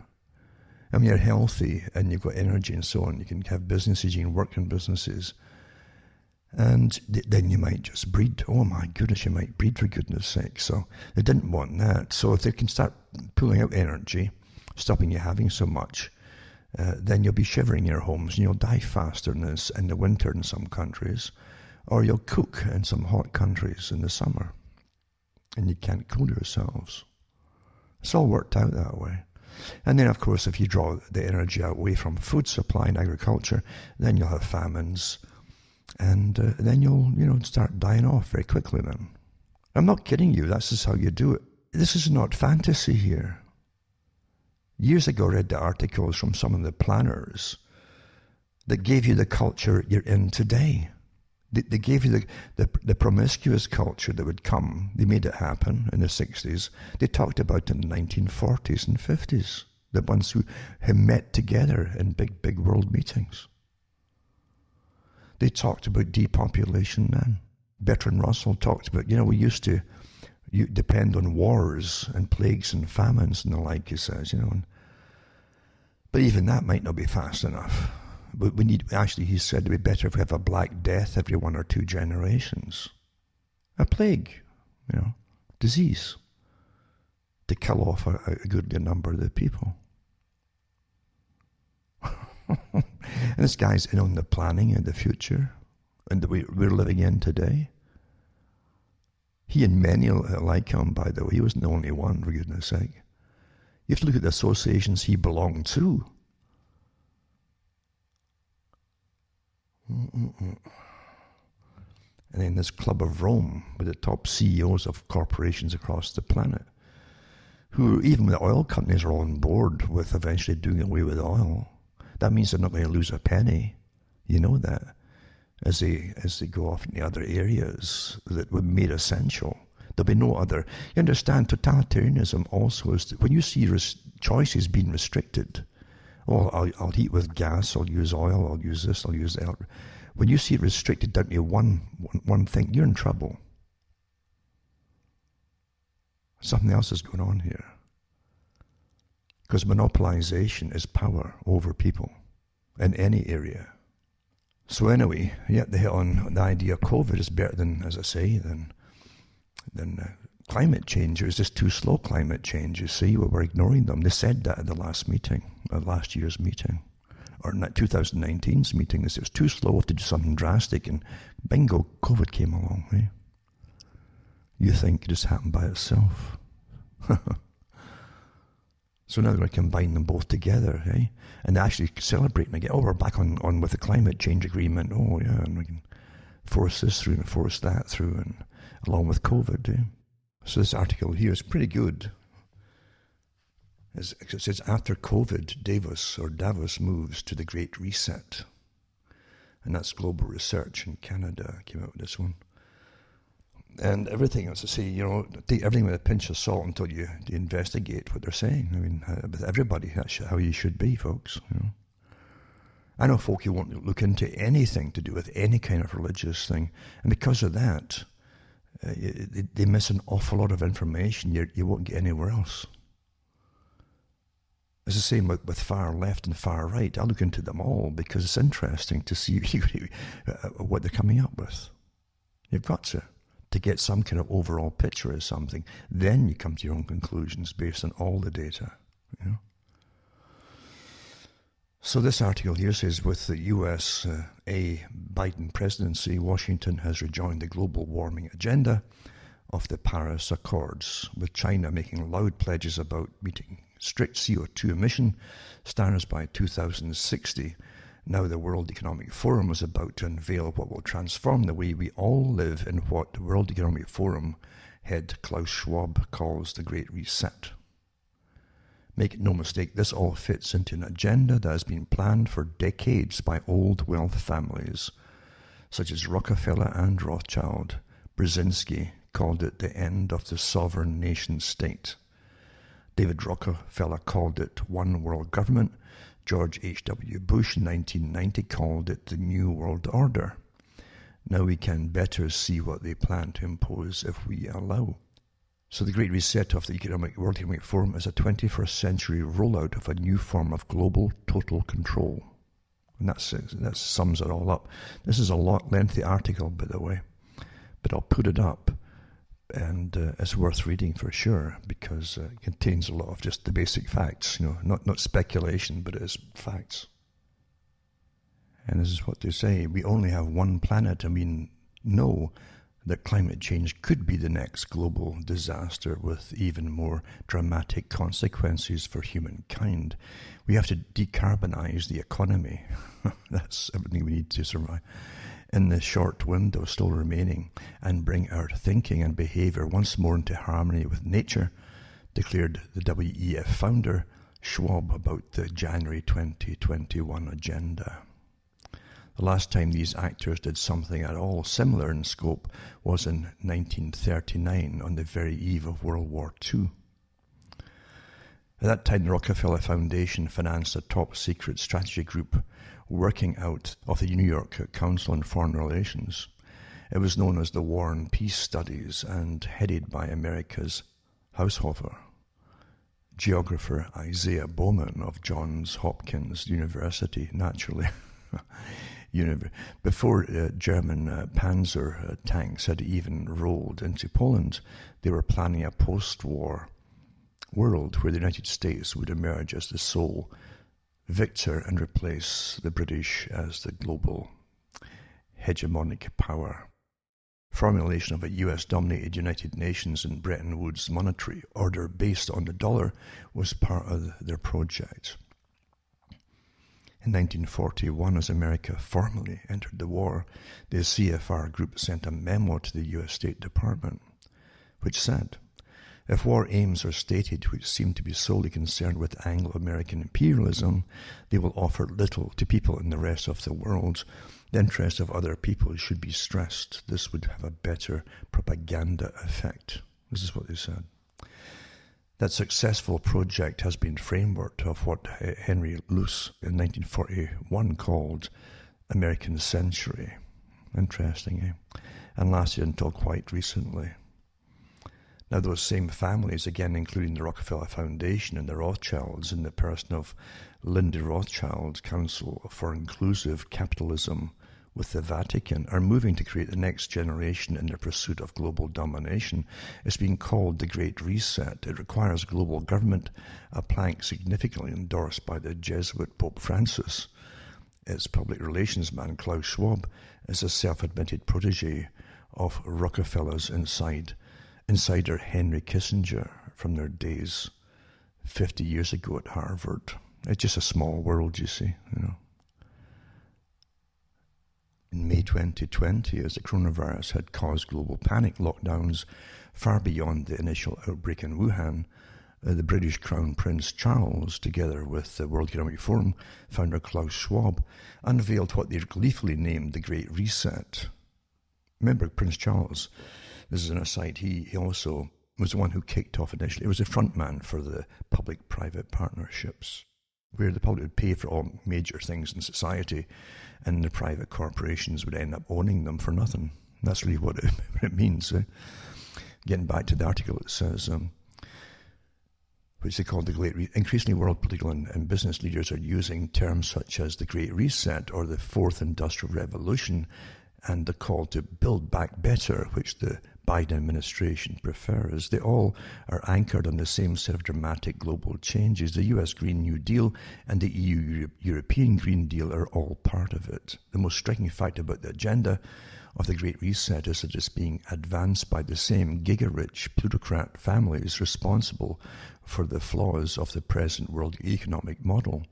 They, not we, have created ruin of organic fields and nature with their Roundup, glyphosate, and toxic pesticides. They have ruined the air quality in our cities by the transportation models they force on us. They created the free market model. By the way, you do know it's Rockefeller Foundation that really promoted that they take all the trams off the roads years ago in the cities so that the car industry could take over. You know that, eh? So since they created the free market model of globalization that has ruined the industrial base of the US and industrial EU nations, now as they blame us for an alleged catastrophic emission of CO2, we're being conditioned to accept guilt and be punished in order to save the next generation for Greta and friends. Behind the seductive rhetoric of the powers that be on creating a sustainable world lies an agenda of raw eugenics, depopulation on a scale never before tried. It's not human. In fact, some call it transhuman. In 2016, the World Economic Forum head Schwab wrote a book titled Shaping the Future of the Fourth Industrial Revolution. In it, he describes the technological changes coming with the Fourth Industrial Revolution of 5G smartphones, Internet of Things, and artificial intelligence that link everything to make the most banal decisions for us, such as buying more milk or turning down the stove. At the same time, data is centralized in private corporations such as Google or Facebook to monitor every breath we take. And that's literally what they're about with the 5G. It's complete surveillance, folks. You know, that's the Internet of Things. I mean, they talk about nanoparticles getting sprayed over cities. Remember all that? They all communicate, etc. Schwab describes how new generational technology is already being rolled out by Google, Huawei, Facebook and countless others will allow governments to intrude into the hitherto private space of our minds, reading our thoughts and influencing our behavior. Fourth Industrial Revolution technologies will not stop at becoming part of the physical world around us. They will become part of us, said Schwab. Today's external devices, from wearable computers to virtual reality headsets, will almost certainly become implantable in our bodies and brains. The links, by the way, for his statements are here. I'll put them all up. I always put up the articles that I read from or that I use.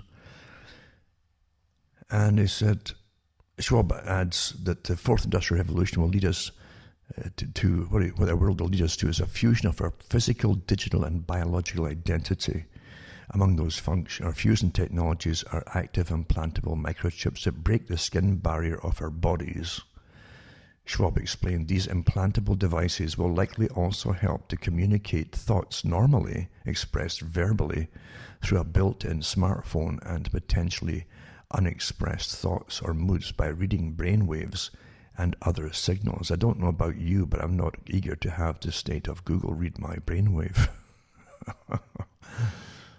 And that's something, eh? If you mention this, what you're reading here, and all the articles, all the links to what he said are here, by the way, it's not speculation. You'll be called a conspiracy theorist by the very agencies he's mentioning Google and all the rest of them, yeah. This is how simple it is. Just brand you as conspiracy theorist and it shuts everybody up. Remember Lenin said that we shall win by slogans. They just brand you as a smear term, and that's it. The fact you're trying to debate doesn't even get to be debated. The confusing aspect for many of us is the plethora of front groups, non-governmental organizations and programs which all lead to the same goal, the drastic control over every member of society in the name of sustainability. UN Agenda 2030, that's agenda for the 21st century. Remember, 2030 is just parts of it broken up, you see. 2015, 2030, 2045 and so on. It says, nowhere is it more ominous than in their plans for the future for food. After creating the present system of globalized industrial agriculture, agribusiness, a project begun in the 1950s by Rockefeller Foundation, the same circles now advocate sustainable agriculture, which means a shift to genetically edited fake foods, lab-made synthetic meats and such, even including worms, and weeds as new food sources. W.F. Schwab has partnered with something called EAT Forum, which describes itself as a Davos for food that plans to set the political agenda. EAT was created in Sweden in 2016 with support from the UK Wellcome Trust. Wellcome Trust is an amazing eugenics organisation, or a history involved in it too. And it was funded by GlaxoSmithKline and the German Potsdam Institute for Climate Impact Research. Not surprising, that's an amazing front organisation. And lab-grown synthetic gene-edited meats are being supported, amongst others, by Bill Gates, naturally, the same one backing Moderna and other genetically edited vaccines. EAT works, amongst others, with Impossible Foods and other biotech companies. Impossible Foods this is the name of it, Impossible Foods was initially co-funded by Google, Jeff Bezos and Bill Gates. Recent lab results show the company's imitation meat contained toxic glyphosate levels 11 times higher than its closest competitor. There you go. So 11 times more higher glyphosate levels than its closest competitor.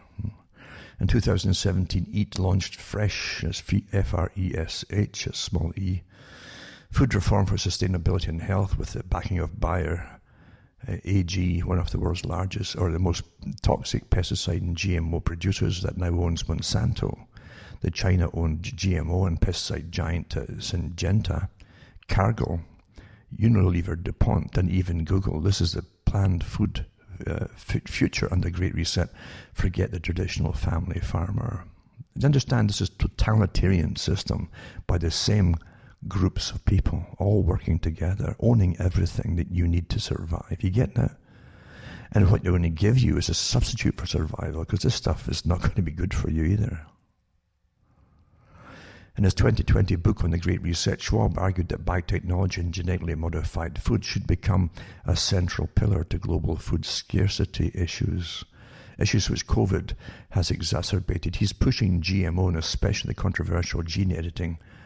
He writes, global food security will only be achieved if regulations on genetically modified foods are adopted to reflect the reality that gene editing offers a precise, efficient and safe method of improving crops.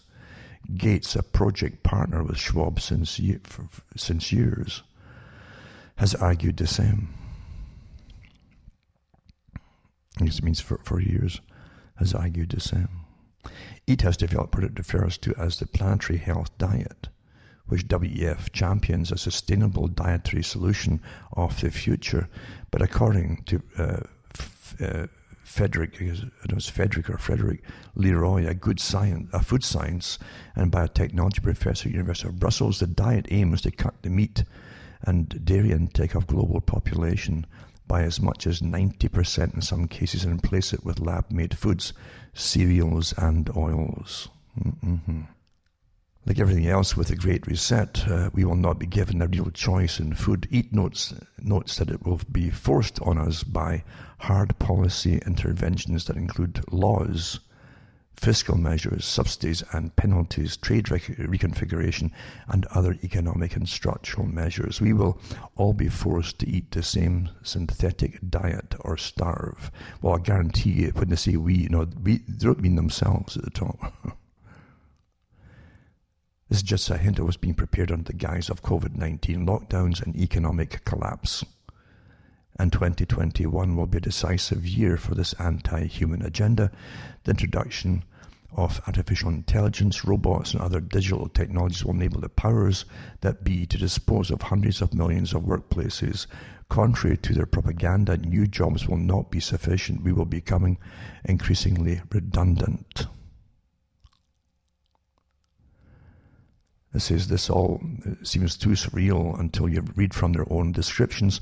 The fact that the cabal of the world's most influential corporations and billionaires sit on the board with World Economic Forum Kissinger student Klaus Schwab, along with the head of the UN and of the IMF, with the CEOs of the world's largest financial giants, including BlackRock, Blackstone, Christine Lagarde of the European Central Bank, David Rubenstein of Carlyle Group, Jack Ma, Richard billionaire in China, is proof enough that this Great Reset is not being done with our true interests at heart, despite their silky words.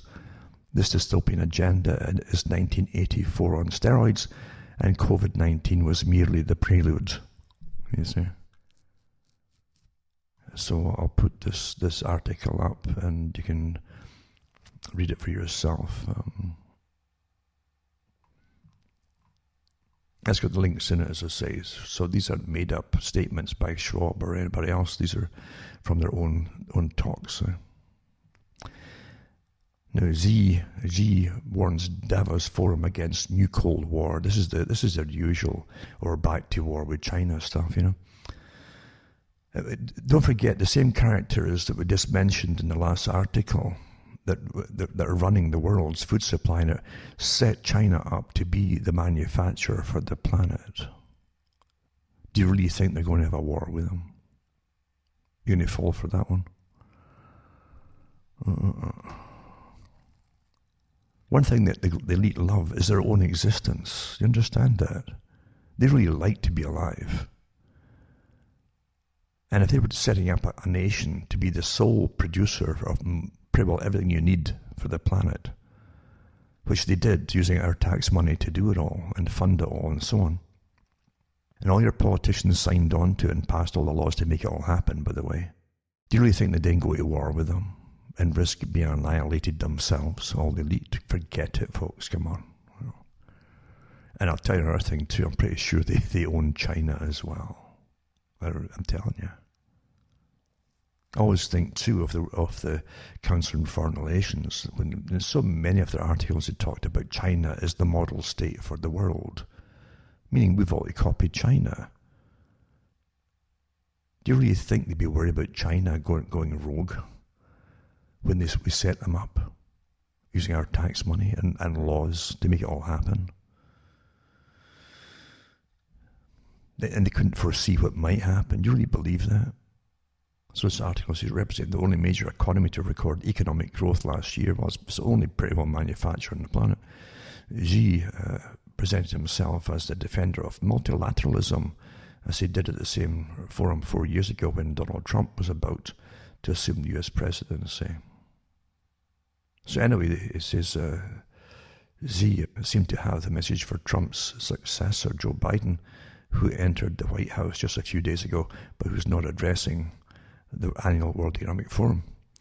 To build small cliques or start a new Cold War, to reject, threaten, or intimidate others will only push the world into division, Xi told the world's political and economic elite as the Biden administration plans to revitalize global alliance to counter China's growing influence. Anyway, I can't be bored reading this article here because it's really, China didn't make it itself. They didn't make it itself, folks. They couldn't, you know. We paid for it all, you know, to happen. Another one, too, from Global Research is worth reading, too. It's an e-book, by the way, The 2020 Worldwide Coronavirus Crisis, Destroying Civil Society, Engineered Economic Depression, Global Coup d'etat, and The Great Reset. I'll put this link up, too, for those who want to go through it. And it does, you know, stick to the basic facts of things happened. And there's 9 chapters in it, and it highlights certain things too. It says we're at the crossroads of one of the most serious crises in world history. We're living in history, yet the understanding of the sequence of events since January 2020 has been blurred. Worldwide, people have been misled both by their governments and the media as to the causes and devastating consequences of the COVID-19 pandemic. The unspoken truth is that the novel coronavirus provides a pretext and a justification to powerful financial interests and corrupt politicians to participate the entire world into a spiral of mass unemployment, bankruptcy, extreme poverty, and despair. Remember the last article too was about them, depopulation and so on. Yeah. Well, this mass unemployment, bankruptcy, extreme poverty, and despair, that's a prelude to it. That's the road to it, of what we're talking about here. More than 7 billion people worldwide are directly or indirectly affected by the corona crisis. and the COVID-19 public health emergency under the WHO auspices were presented to public opinion as a solution to containing the so-called killer virus. If the public had been informed and reassured that COVID is, according to the WHO's definition, similar to seasonal influenza, that's what they said, folks, the fear campaign would have fallen flat. The lockdown and closure of the national economy would have been rejected outright. The first stage of this crisis outside China was launched by the WHO January the 30th, 2020, at a time when there were 5 cases in the US, 3 in Canada, 4 in France, 4 in Germany. And I don't even believe that, folks, because they hadn't isolated the darn virus even from China at that time, never mind anywhere else. And they weren't doing the mass testing to try to find the, quote, cases, I mean, nobody's ill, but you got particles of a virus in you, maybe. So anybody with breathing difficulties in a wintertime scenario or into spring, when you have colds and flus and that, are all being put down as COVID. Still are, by the way. There's no flu anymore, eh? It's disappeared. And then you have, do these numbers justify the declaration of a worldwide public health emergency? And by the way, they changed the laws on what a pandemic is. So they did away with the numbers. At one time, you need thousands of numbers, of real cases, bona fide cases, before you could declare a pandemic. Now we just did away with that. So 3 or 4 will do. What a con game. So the fear campaign was sustained by political statements and media disinformation. Because again, so much has to be accomplished, remember, by it, right? So much. And then you have people that are frightened. They're encouraged to do the PCR test, which is flawed. A positive PCR test does not mean that you are infected and or that you can transmit the virus. The real-time PCR test is known to produce a high percentage of false positives. Moreover, it does not identify the virus. Well, what good is that? And they're not doing clinical diagnosis. What's the signs and symptoms that you observe in the patient? It doesn't matter, you see. Well, the patient seems fine. In February, the COVID crisis, that's last week, was accompanied by a major crash of financial markets. There is evidence of financial fraud. Again, it's the reset to March 11, 2020, the WHO official declared a worldwide pandemic at a time when there were 44,279 cases and 1,440 deaths outside China, out of a population of 6.4 billion. Estimates of confirmed cases based on the PCR test. And it goes into the history of lockdowns and all the rest of it too. It's a long, I'm not reading it all naturally because it's 9 chapters, but you can get it yourself and read it for yourself too. It's a good way you've got to keep some of these articles for posterity because they show you step by step what's happened. During the crisis, folk are so geared to the latest daily news, they forget yesterday's news. So they forget the whole story leading up to something and how it happened. The formula, as I call it. Now here you have this article too about Davos, and it says empty streets in Davos as the World Economic Forum holds a virtual meeting. And China's Xi takes a shot at Biden during a Davos address, and all the usual gossip that they add into it. But it says that the streets of Davos are normally crowded at this time of year as influential leaders from around the world gather here for the World Economic Forum at their annual meeting. It says, but this year will be different. Instead of gathering at the Swiss ski resort, the world's great and good, right? We'll do so virtually due to the coronavirus pandemic. With the global economy deep in crisis, there is no shortage of topics. Soaring unemployment, again, it's going to plan, soaring unemployment, and debt levels growing, income inequality, and climate change. There you go. And it says here, we have practically assembled the same high level and also amount of global decision makers for politics, business, society, as we usually do in Davos, said WEF Chief Klaus Schwab in an interview with Reuters. Goes on to say what makes Davos different is that you do not just have some heads of state or some top business leaders. You have practically everyone who counts coming together, he added. See, that's all the ones who run your lives, eh? Everyone who counts coming together. See, you don't count, you're just a little peon. But the Davos agenda will feature participation from heads of state and governments, chief executive officers, civil society leaders, global media, and youth leaders from Africa, Asia, Europe, and the Middle East, Latin America, and North America. Don't forget, they pick children and they train them for future leaders at the WEF. You know that too. So WEF is pinning hopes on normality returning and plans a face-to-face meeting in Singapore in May. An actual physical meeting there to talk about, which will begin in, it says the World Economic Forum at the moment kicks off on Monday, January 25th, ends Friday, January 29th, so it's done. But anybody who matters is there, remember. You don't matter, All the folk who really run your lives, and this so-called democracy, who's kidding who?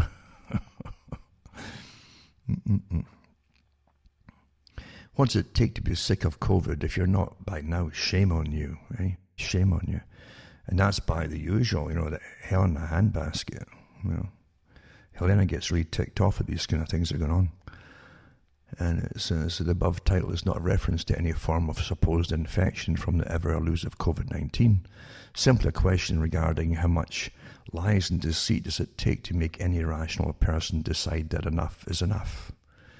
Why are people so accepting of something which is clearly not manifested in any realm of reality outside of their brainwashing box glowing in the corner of their living room or domestic prison habitation? That's where your home is now, isn't it? Domestic prison. Human beings seem to have lost the ability to view the world through their own eyes and blindly accept the world of known liars, and there are known liars, from all quarters of the political spectrum and the pseudo-medical talking heads and mainstream media. And humanity is bogged down in a quagmire of electronic bombardment using techniques and methodologies which are not beyond their understanding. They simply do not want to admit the obvious truths to themselves, and it would seem that they are far happier bitching to their spouses about another bloody lockdown, it says, than actually coming to what's more and more an obvious conclusion. They've been duped time and again by the same talking heads in politics, the medical pseudo-profession as it stands now, and the media for the past year. It's a good enough article because that's what it's all about, isn't it? When you really look at the facts coming out with the WHO, when they admit that the testing that they're doing is full of holes, absolutely full of holes with lots of false positives, which makes thousands of people eventually, over the course of a year, going to quarantine for no real reason, and stuff like that, of course. But they need the numbers. That's why they do all 10,000 more have been tested, and we're rolling out more testing all the time. And then we get cases because of the testing. And I've said it before, if you want COVID to go, we stop testing, and it'll go off on its own. Quite simple, eh? And it's true enough, too, that even some of the top scientists in China have had to admit in interviews they haven't isolated this virus. Neither has the West. They can do computer models on it and computer screens, but that's about it. And you have to really wonder, eh? You really do have to wonder, And because China supposedly gave the sequence of the genetic makeup immediately, and I remember that article, it's all punched in a computer, and they say, we see it now in the computer, okay. Another article here, too, is the Corman-Drosten Review Report. A very important article, and it says curated by an international consortium of scientists and life sciences. So this is a review report. It says it all Eurosurveillance 2020. This extensive review report has been officially submitted to the Eurosurveillance Editorial Board on 27 November 2020 via their submission portal. Enclosed in the report is a retraction request letter signed by all the main and co-authors. First and last listed names are the first and second main authors. All names in between are co-authors. external peer review of the RT, it's a real-time PCR test to treat SARS-CoV-2, reveals 10 major scientific flaws at the molecular and methodological level, consequences for false positive results. And it's got all the different people involved in it signed it here too.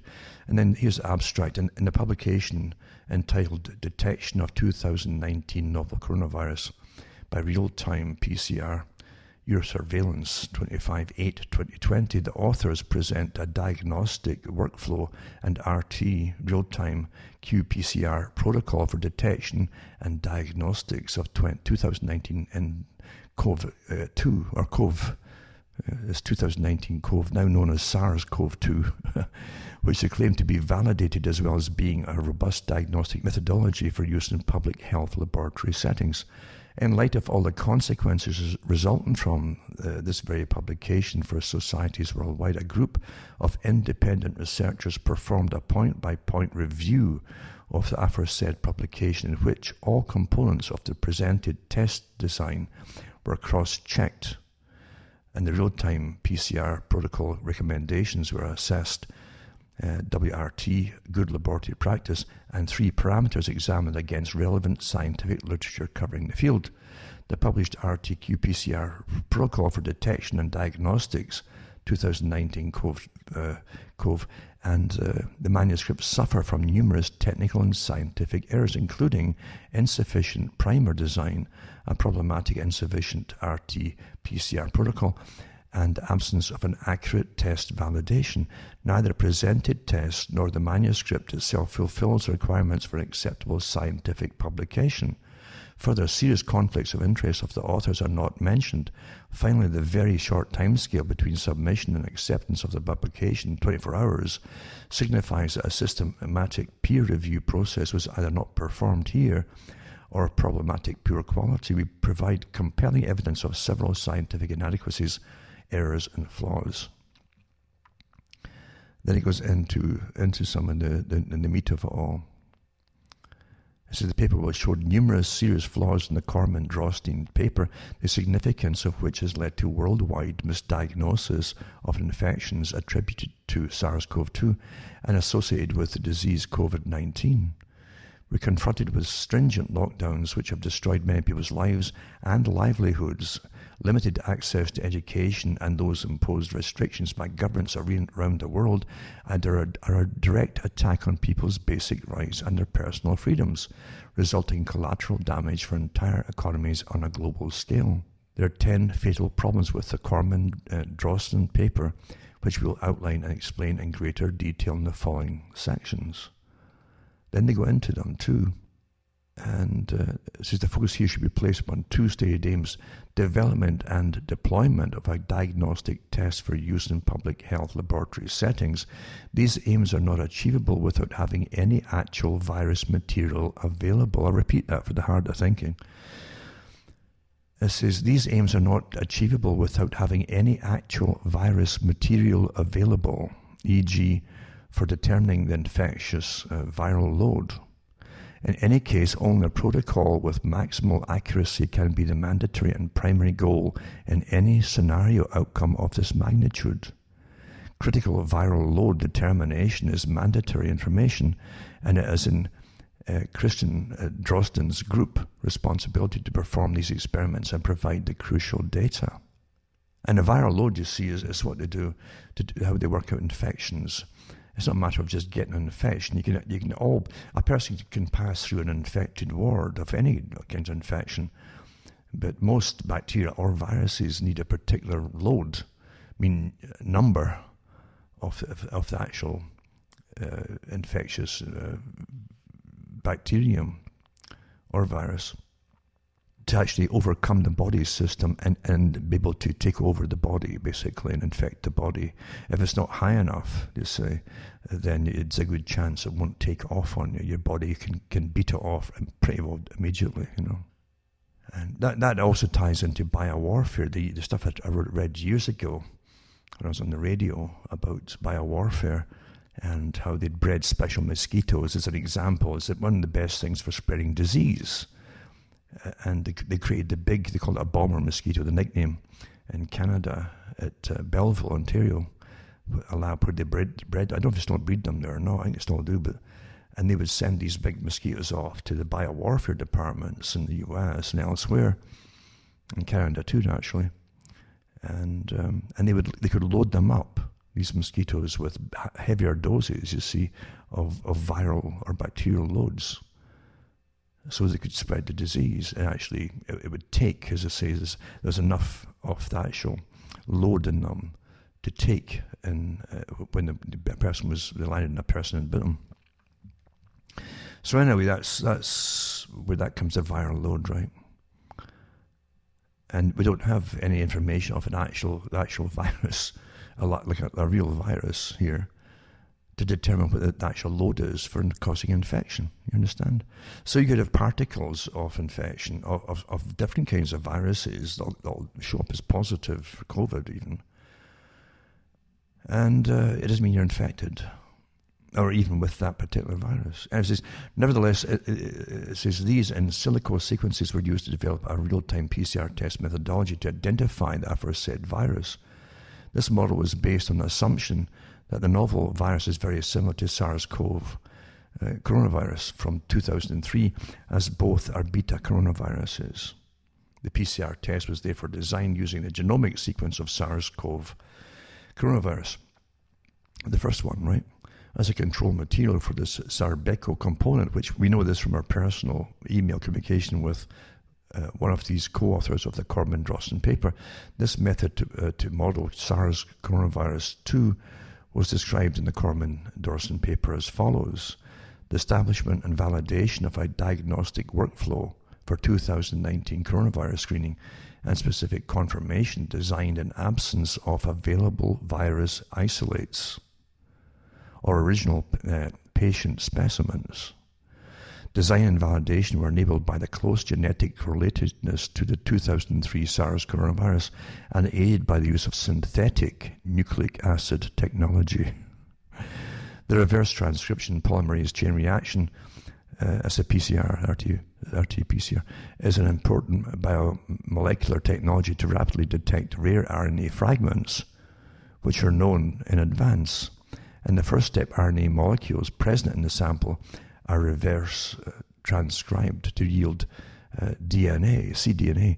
The DNA then amplified in the polymerase chain reaction uses a specific primer pair and thermostable DNA polymerase enzyme. The technology is highly sensitive and its detection limit is theoretically 1 molecule of DNA. The specificity of the PCR is highly influenced by the biomolecular design errors. And this is what's important when designing the RT-PCR test and quantitative RT-PCR test described in the Corman-Drosten publication. And it goes into, it says, the concentration of primers and probes must be of optimal range. It must be specific to the target gene if you want to amplify, and must have an optimal percentage of GC's content relative to the total nitrogenous bases, minimum 40%, maximum 60%. And for viral diagnostics, at least 3 primer pairs must detect 3 viral genes, preferably as far apart as possible in the viral genome. In the temperatures next that must occur in, and it goes on and on. So they go into the minor concerns with the Corman-Drosten paper, and then the major concerns with the Corman-Drosten paper. But it's quite interesting to read it through. This is just the start of it. It's quite a long article, by the way, against another keeper for those who want to keep history, at least before they go into the next system of programming and computers and types of computers that'll do away with all the old stuff and it goes down the memory hole unless you put it on paper or something, which is what they do. That's why they keep coming out with new versions of basic computers. This other article here is interesting, really interesting too. And it's a brief examination of some facts related to mass vaccination. And this is by Gilad Atzmon, who's, I think he's from Israel, and he's a musician. He's jazz mainly, but he's spoken out about many things too, and he's not shy in saying things. So this is a case of Israel leading the world by far in the mass vaccination contest doesn't leave much maneuvering room for skeptics.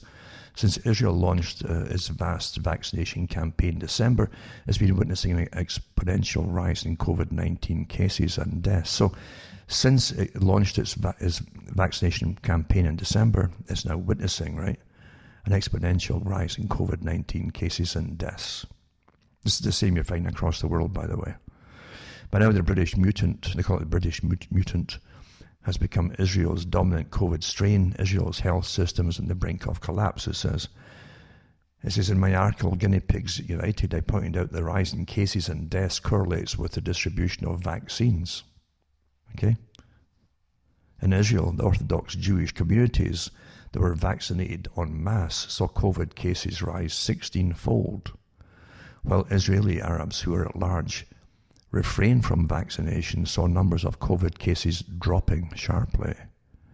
So the cases suddenly appear after vaccination. Mind you, that protein they're putting in you is really what's... if they didn't have COVID before, they're now creating it with the protein, you understand? And you start making it in your own cells. So you're going to test positive with it.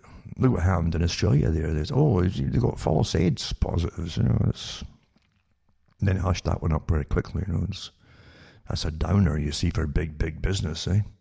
See, but Israel is not alone. Some other states have followed a similar path, and their situation is becoming as catastrophic as the crisis we witnessed in the Jewish state. See, I would love to believe that it's not too late for Britain to postpone the current mass vaccination campaign and closely examine the possible correlation between mass vaccination and mutants. Because you become a breeder with it. Whatever they're putting in you, you start to breed something, eh? For those who wonder, I'm not against vaccines or modern medical practice, but I do contend that before a nation decides to inject a new substance into its muscle, it may want to verify what this substance is and what are the exact implications involved. It's crucial to verify, for instance, where the rise in lethal mutations that we have seen in Britain is related to mass vaccination. And the vaccine trials that have been taking place in the kingdom since the summer, the rapid change in the age of COVID-19 cases, which we see in Israel and Britain, also correlates with mass vaccination. Do we know what are the implications of vaccines on pregnant women or embryos? Is another thing too. It's hardly a secret those who seem to be enthusiastic with the vaccines are also claiming to be in favour of good science, or even real science as they often refer to it. The statistical facts that are related to mass vaccinations are not very promising. Examining the situation in countries that are engaged in mass vaccination, such as Israel, Britain, US, and the UAE, reveal that these countries witnessed a clear decline in COVID cases and deaths during late November and early December. However, just a few days after those countries launched their vaccination campaigns, numbers of COVID cases and consequently deaths went through the roof. In comparison, you should also examine the case of Britain's neighbours, such as France, Belgium and Holland. These countries are subject to similar climate, urban conditions and demography, yet COVID's curve in these countries is completely the opposite. COVID deaths and cases that were in decline since mid-November, early December, are still dropping till now. None of these countries saw a sharp rise in cases, let alone deaths, in the given period, December and January. As I was writing these lines, I was informed that Portugal is also facing a COVID crisis. A brief examination of its latest data revealed that its COVID curve is identical to Britain and Israel. I obviously assumed that the current sharp rise in COVID cases is somehow related to the vaccine. A quick internet check revealed that Portugal started its mass vaccination campaigns 27 December. As you can see in the graphs below, until that date, the numbers of COVID cases per day was in a clear decline. Yet 3 days after mass vaccination campaign started, the numbers of cases started to grow exponentially. Portugal's health system is now on the verge of collapse. This is after the vaccinations, right? The situation is identical with other countries that favoured mass vaccination path. Both British and Israeli governments report almost once a day about some positive signs that may suggest that the end of the pandemic is just around the corner. These news are usually supported by claims about a decline in cases. Needless to mention the reports on the ground usually contradict those optimistic suggestions. But since we are in scientific mode, let's examine the statistics.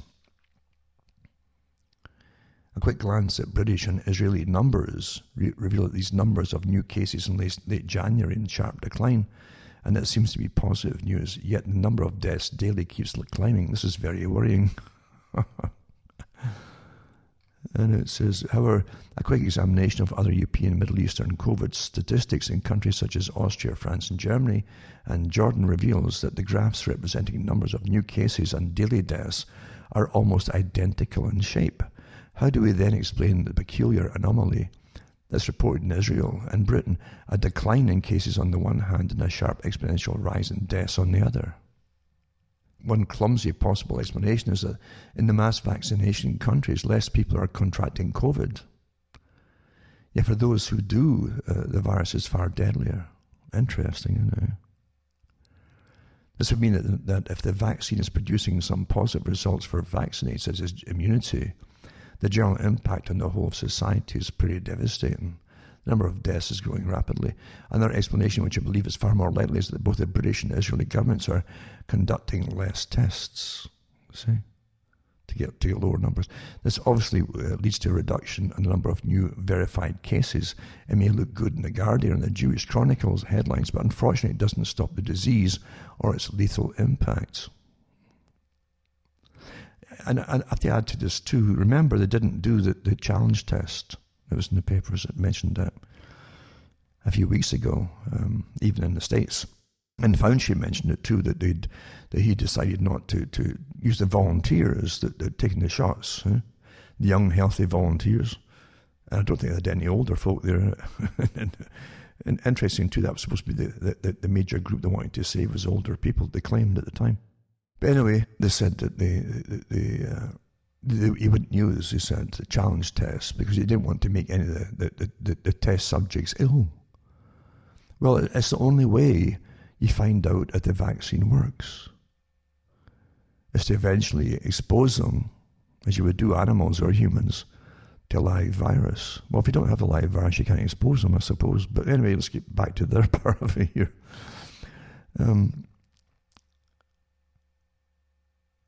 Here's the problem with vaccinations. You can get incredible, I mean, this term that they use, the cytokine storm, is the more, it sticks in your head, that one, it's more dramatic. But it's true, you get vaccine-enhanced respiratory syndrome attacks, where literally your immune system goes into massive overdrive, way over what it needs to destroy something. When you may even get a cold is a coronavirus, remember, it's a type of that family.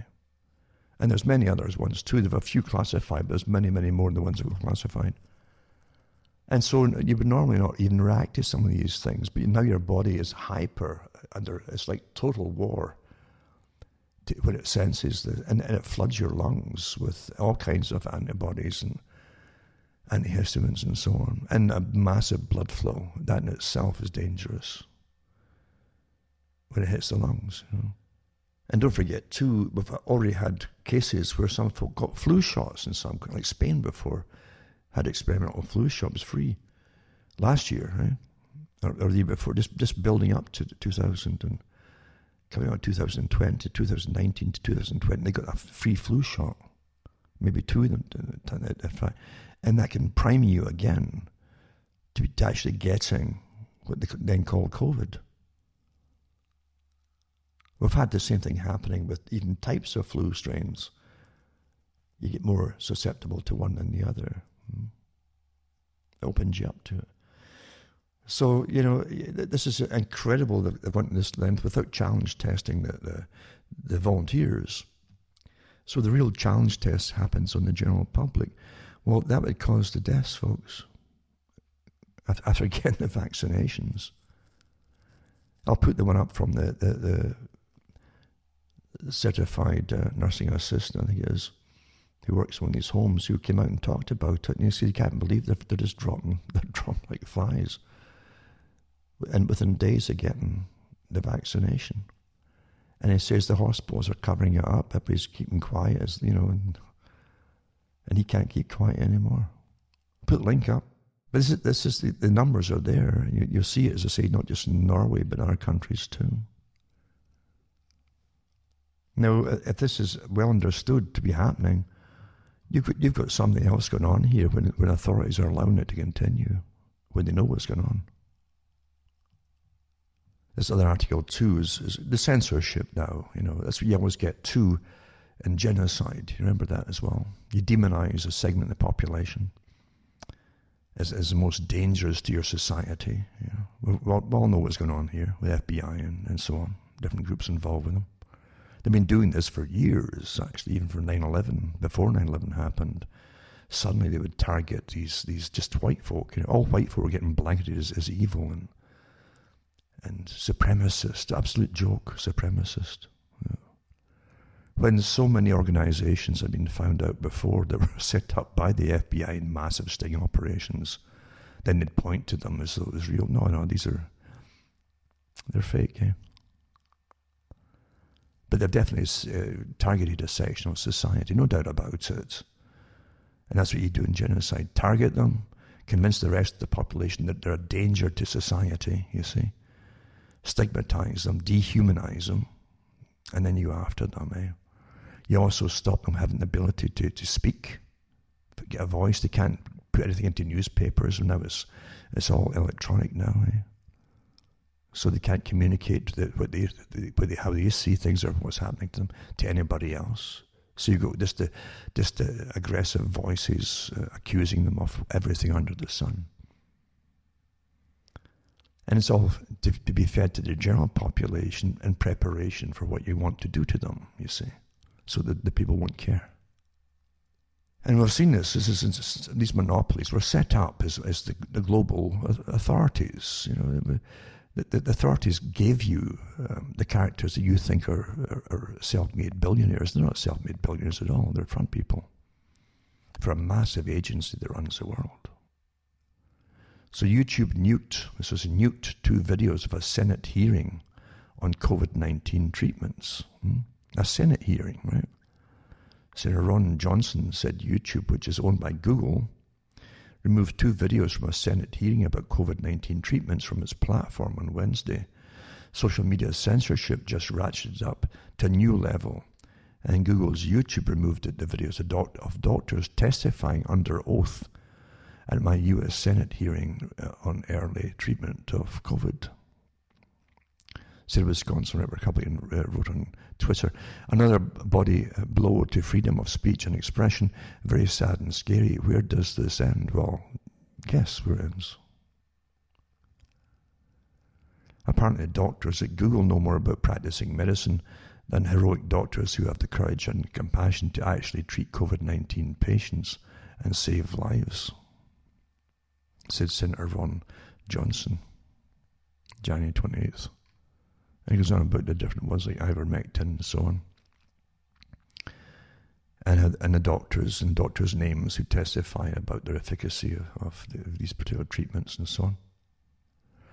YouTube told the Federalist, that this organization that runs this site, the Federalist, that the video was removed for violating our COVID-19 misinformation policy. So the removal of the videos is just the latest and alarming trend of big tech giants using their power to censor or silence information they don't agree with or like.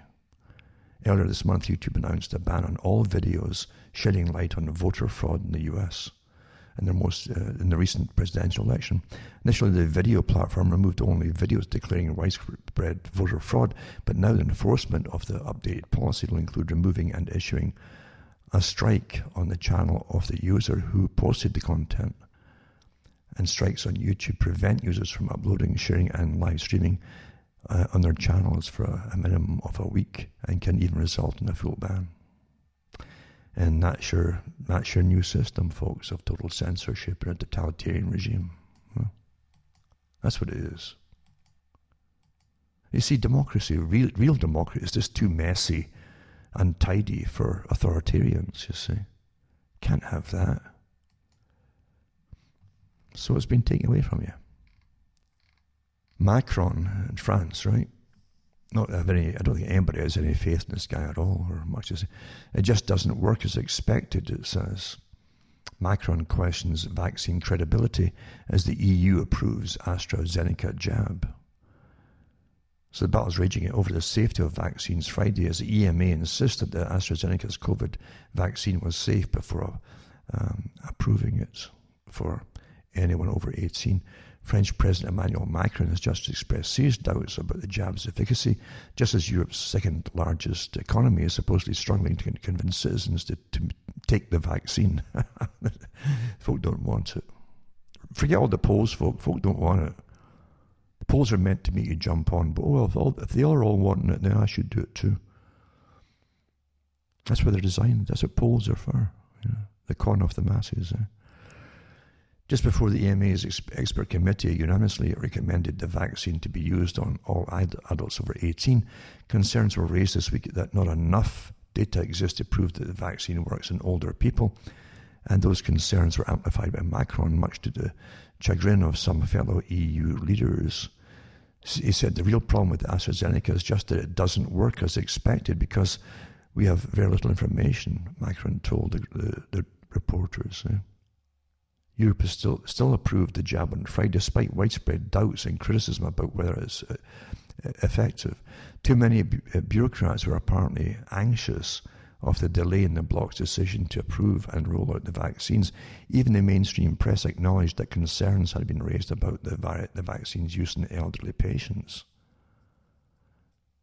The trials upon which the EMA based its decision found that the AZ vaccine was roughly 60% effective. No, I would doubt that at all. Macron added the US hasn't approved the AZ jab yet and added that France was waiting on the EUA's decision. Still, the president didn't sound particularly enthusiastic, and his remarks follow an independent commission advising the German government's findings that the AZ Oxford vaccine shouldn't be used on people over 65. Well, they're dying, you see. The comeback too from the vaccine come.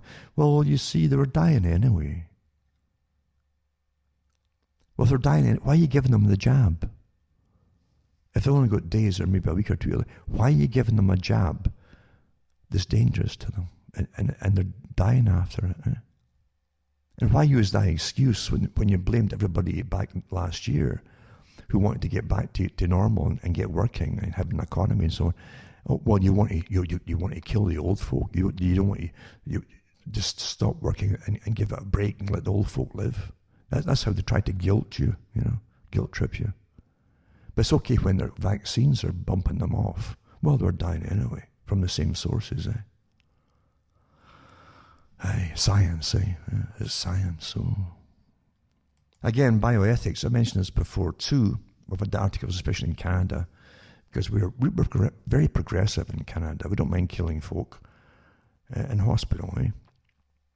If they fulfill certain criteria, maybe a certain age, maybe they're not too useful in society. Maybe they've got one or two little elderly problems, but nothing much. But it doesn't, why waste money on them? Right? And so they offer you euthanasia in Canada. Anyway, COVID doctor charged with killing the weak to save the strong. This is bioethics and operation. So he's a primary care physician from one of the hardest hit regions in Italy, arrested for lethally injecting weak COVID patients to free up beds during the peak of the pandemic. That's the excuse they give here. I wonder how much money you got per patient, by the way. So Dr. Carlo Mosca's online patient reviews describe a loving humanitarian. Well, humanitarianism is humanism, you see. Probably meant humanism as opposed to humanitarian.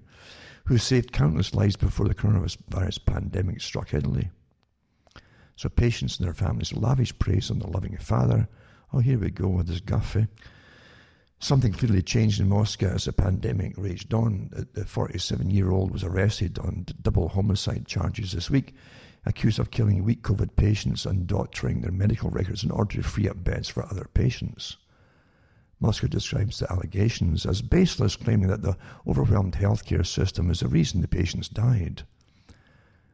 During the first months of the pandemic, Italian doctors were faced with horrifying decisions in deciding who to give respirators and other supplies to, often deciding who lives or dies based on their chances of survival.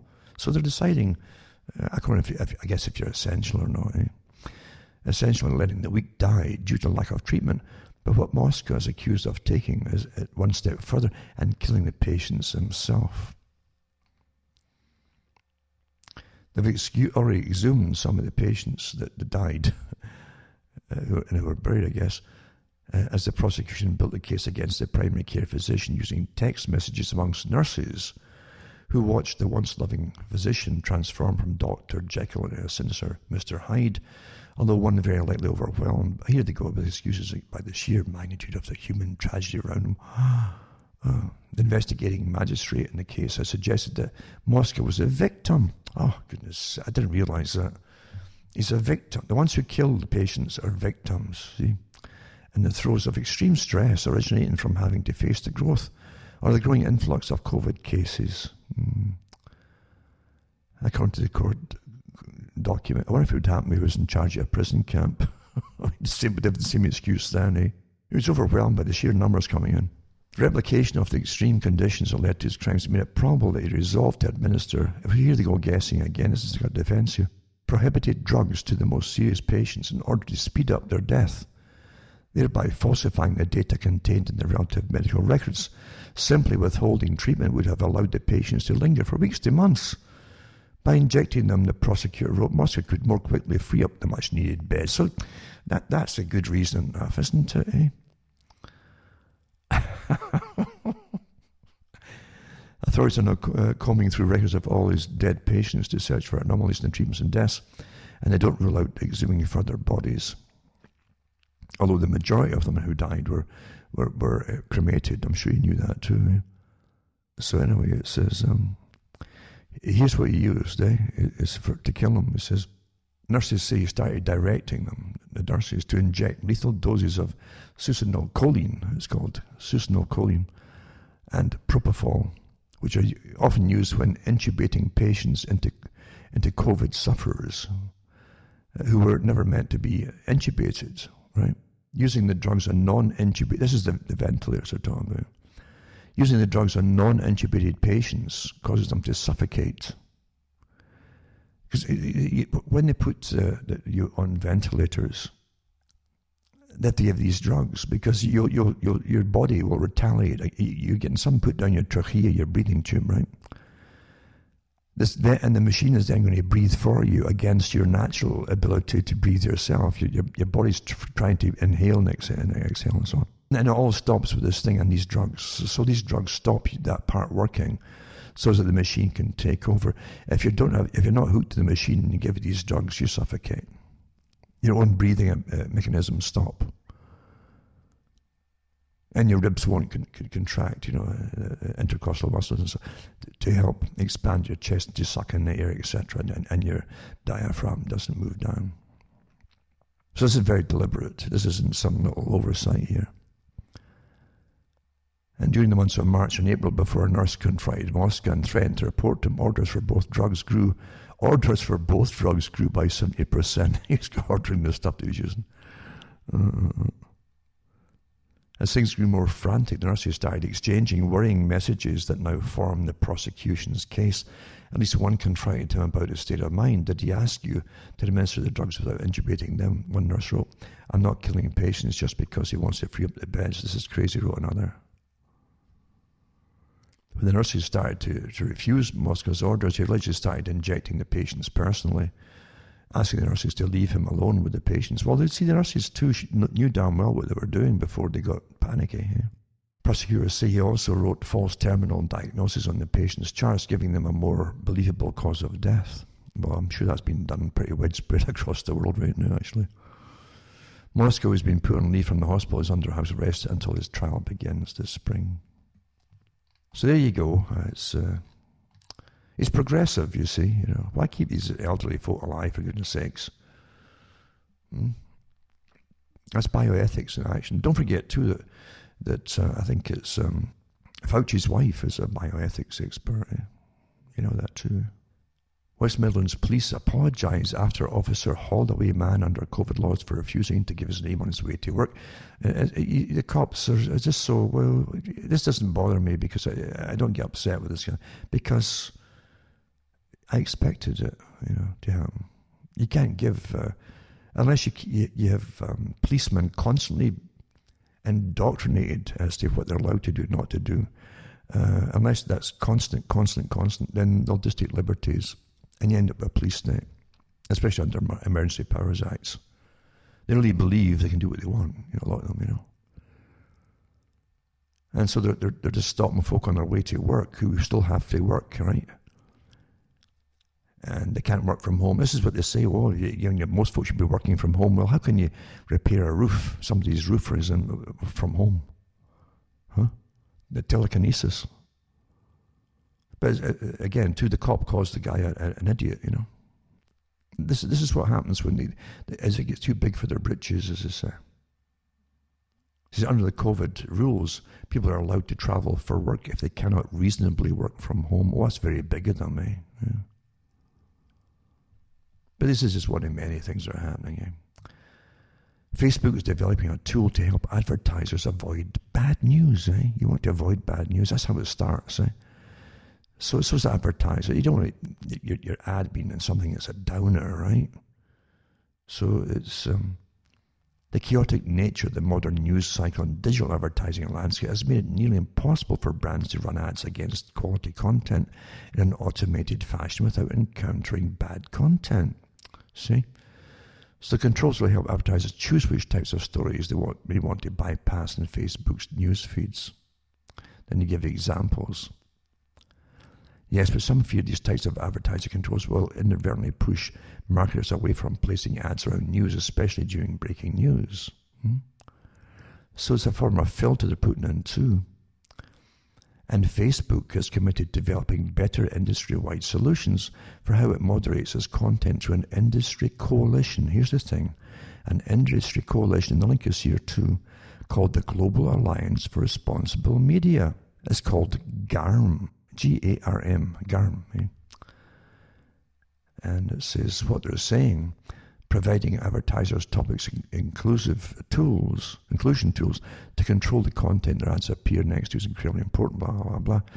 So they'll be able to basically, in a coalition, basically, it's going to cut people out of the picture altogether. I guess in a form of censorship, obviously, isn't it?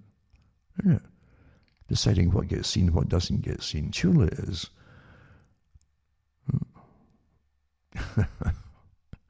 You wait and see. But they're already doing that anyway. How long before Washington's demonization of Russia and China and Iran leads to war? Eh?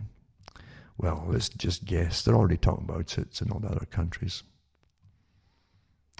Israeli military chief orders forces to step up preparations for possible offensive action against Iran. And then, why does U.S. Central Command, this is from Jerusalem Post, now include Israel? Where not ever made sense, the idea that Israel must remain out of Central Command was now clearly outdated. Now they're in Central Command. And it also means there'll be more U.S. military posture in the Middle East and improve U.S.-Israeli defense relations. So there's definitely wars on the horizon, I would say, judging from all the war talk and all the enthusiasm for war talk, as they get back on course with their big agenda, for the list, the list that was published in the US years ago. So Central Command planners should take full advantage of America's military and intelligence relationship with Israel. It was neither necessarily advantageous nor historically justified to exclude Israel from efforts by the Central Command to bolster its military plans through regional cooperation. So, war is definitely on the rise, and I'm sure, at least the threat of war. You've got to always have boogeymen, mind you, and they've been missing boogeymen for a while now.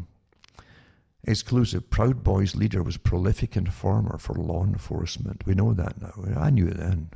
I didn't really say anything.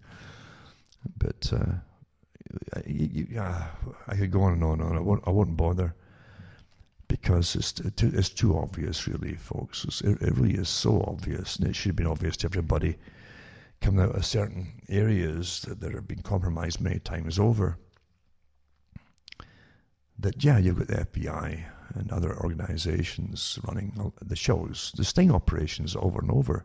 You've had the FBI who already knew what was going to happen on January the 6th, by the way, at the Capitol building. They knew in advance. Now they're boasting about it, and they helped set some of it up too. Yeah, and you'll find in Antifa as well, the leaders of it too are part of it, no doubt about it. And the BLM, I know that as well. And on every side, I always say this, whatever flavour of protest or rebellion you're into, they've got a ready-made system already set up for you. They've got all kinds of flavours of them set up for you already, you know. All you have to do is join them and get used. So the Proud Boys leader was a prolific informer for the law enforcement, it says. It's from Reuters, and Enrique Tarrio, leader of the Proud Boys extremist group, has a past as an informer for federal and local law enforcement, repeatedly working undercover for investigators after he was arrested in 2012, according to a former prosecutor in a transcript of a 2014 federal court proceedings obtained by Reuters. In the Miami hearing, a federal prosecutor, a Federal Bureau investigation agent, and Tarrio's own lawyer described his undercover work and said he'd helped authorities prosecute more than a dozen people in various cases involving drugs, gambling, and human smuggling. Mind you, he was picked up before January the 6th, a few days before or a week before it. And so this was him getting him out of the way, you see. As an agent, so you don't want the own guys arrested and caught, but also is to get his cell phone, supposedly, with all his contacts on it as well, you see. People who don't know that they're completely compromised. I tell you. So he's a prolific informant, right? Tarrio, in an interview with Reuters Tuesday, did not denied working undercover or cooperating in cases against others. I don't know any of this, he said. It has to be the transcript. I don't recall any of it. Law enforcement officials in court transcript contradict Tarrio's denial. In a statement to Reuters, the former federal prosecutor in Tarrio's case, Vanessa Singh Johannes, confirmed that he cooperated with local and federal law enforcement to aid in the prosecution of those running other separate criminal enterprises, ranging from running marijuana grow houses in Miami to operating pharmaceutical fraud schemes. So he's a high-profile figure who organizes and leads the right-wing Proud Boys in their confrontations with those they believe to be Antifa, short for anti-fascism. I'm sure that's run by the FBI too, at the top, or the CIA at the very least.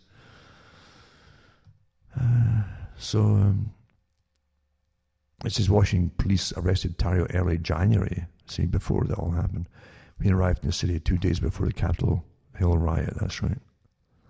Another thing I should mention too is, I won't go into too much detail here, but, and I've always said it, they always give you your leaders, I hope you really understand, I really mean what I say.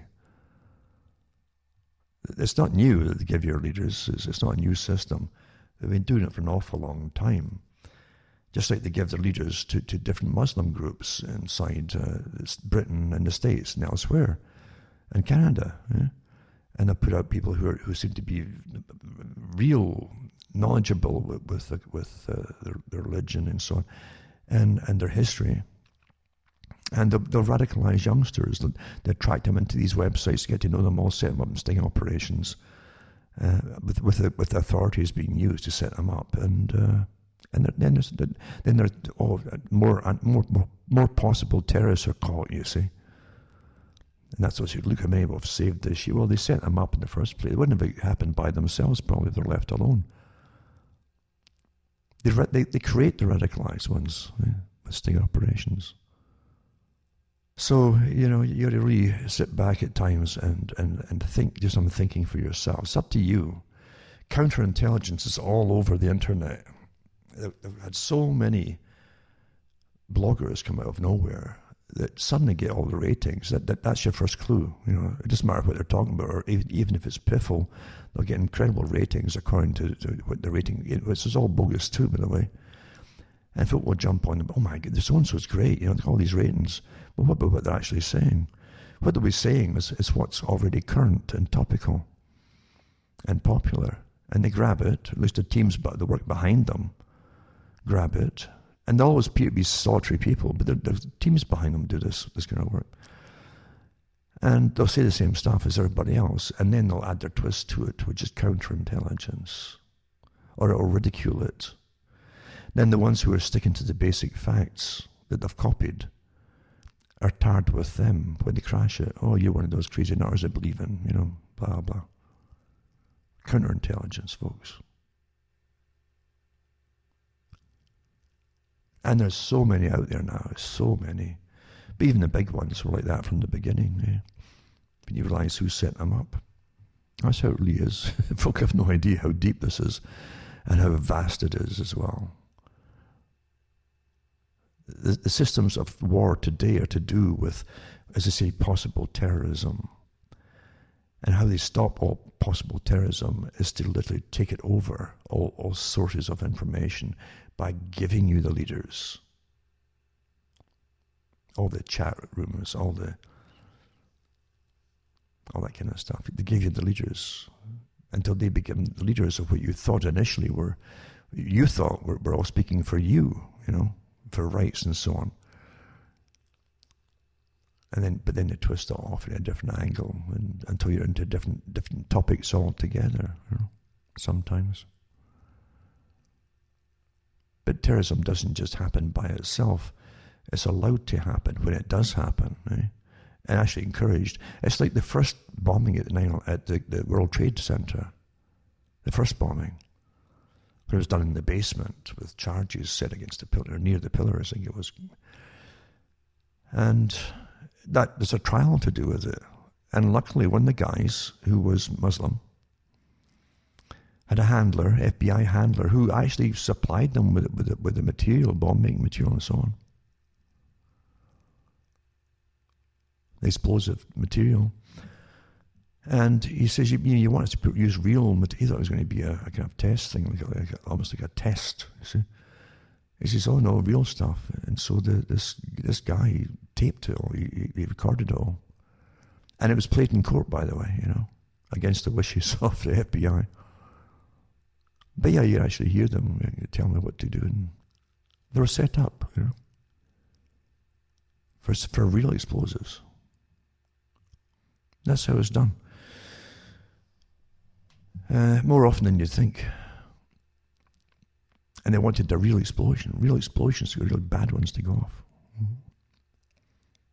Then they can turn around and say, oh, it's all these crazy extremists inside the country, or yada, yada, yada. Mm-hmm. They used to always say it too in the studies, at least the studies that I've read anyway.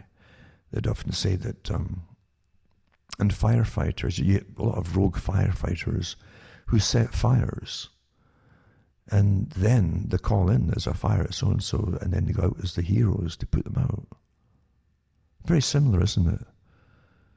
So within the FBI, part of their MO is to set up stings and then point to them as though they were all real. And a lot of them wouldn't have happened in the first place unless the FBI had literally put out the people to attract youngsters in and radicalize them. Then supply them with fake materials to cause the problems and so on. Think about it, folks. But it isn't just there, it's everything now, I've been through the traditional anti-communist systems of communication that were set up in the 50s and 60s in the US.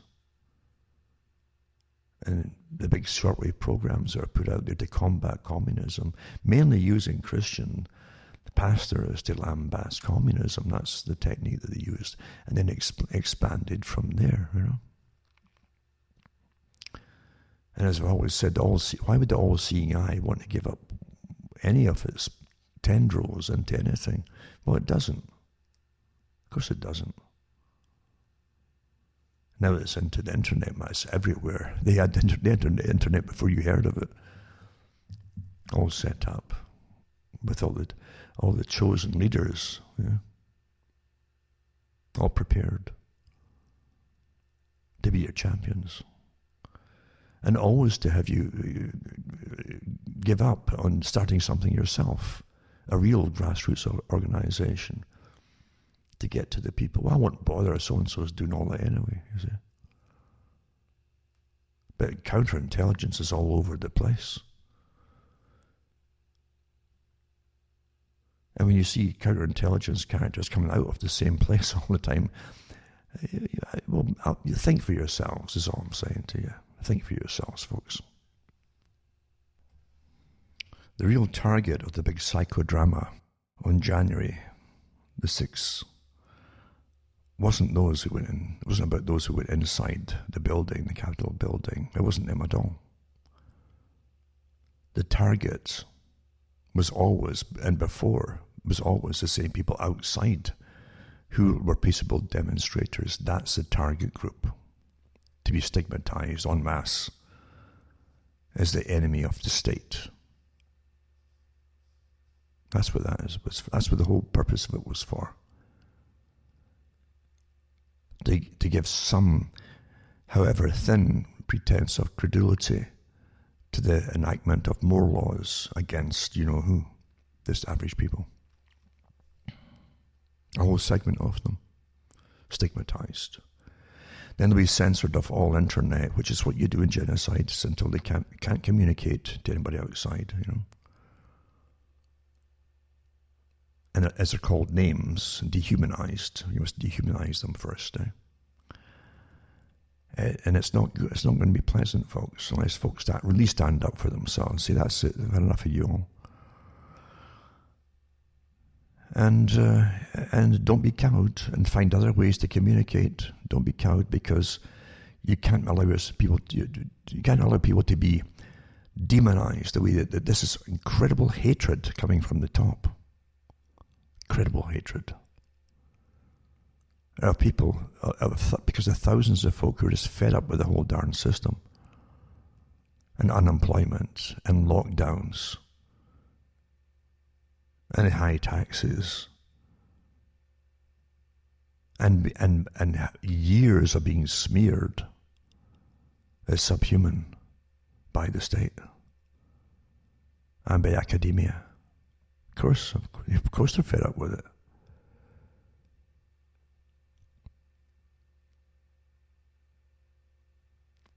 You can't have anybody having their voices silenced. I don't care who they are. And that's why you've got to have free speech. No matter how much you might not like it, and there's definitely authoritarian regimes that certainly don't like free speech. Absolutely. But you've got to have it. That's part of so-called democracy. So as I say, the whole premise, especially in the States, was premised on free speech. They didn't really have that kind of amount of free speech in Britain. I don't think any time at all. Authorities were always rather authoritarian there, but in the States, you're supposed to have all kinds of speech. That's the only way. It's a safety valve too, you know. Let folk get it out of their system. And everybody out there listening has gone through life learning, hopefully. You know, you start off as a child and you grow up. You have all kinds of opinions as a child even, and then they change as a teenager. Even I hate that term, teenager was invented back in the 50s and 60s. And then you go into, you get older, and you'll be surprised how many times different things you were fixed on change, because through experience. You change your opinions. And that's called maturity. You're evolving as you live, and you're understanding more and more as you start to see through different sides of things, you see, and the whys and wherefores of why things happen. And you also know the con games of those in power, or those who seek power, or those who want to overthrow power and take over for themselves. That happens too. So you learn how it really works. But free speech is imperative, and folk can't be. You can't allow anybody to be demonized. You can't allow that at all, because eventually it's your turn to get demonized and silenced. Jonathan Van Tam tells 5 million vaccinated Brits to stay home for 3 weeks as they could still spread COVID after you get vaccinated. No kidding. As Mason scientists say. So the Deputy Chief Medical Officer warned it's vital that every person plays their part to stop transmission of the disease. I wonder if they're transmitting it after they get vaccinated, like the other article mentioned as well. It comes as coronavirus vaccine rolled out UK, and it hit a daily record with 1.2 million jabs doled. I saw someone sent me a T-shirt. I kind of laughed too. And it had a picture of Bill Gates, I think, on it, and Fauci, and it says, and a syringe, and it says, say no to the prick. That's a pretty good one. So this one here says, the National Health Service figures show that, and they give you, this is like a war scenario, like 1984, which Orwell really showed you awfully well the techniques they use in warfare with statistics. We've turned out 500 more tanks for the Malabar front, and 2,000 machine guns, and blah, blah, blah. So National Health Service figures showed that 425,596 Brits received the jab yesterday in a boost to the government's target of vaccinating 13.5 million vulnerable people by mid-February. Total war propaganda, isn't it? Same techniques, you see. And it says, an article for the Telegraph, Professor Van Tam said, scientists do not yet know the impact of the vaccine on transmission of the virus. Well, that's scientific, isn't it? That's really safe and scientific. He added, so even after you've had both doses of the vaccine, you may still give COVID to someone else, and the chains of transmission will then continue. If you change your behavior, you could still be spreading the virus, keeping the number of cases high and putting others at risk. Also said that the protection takes up to 3 weeks to kick in,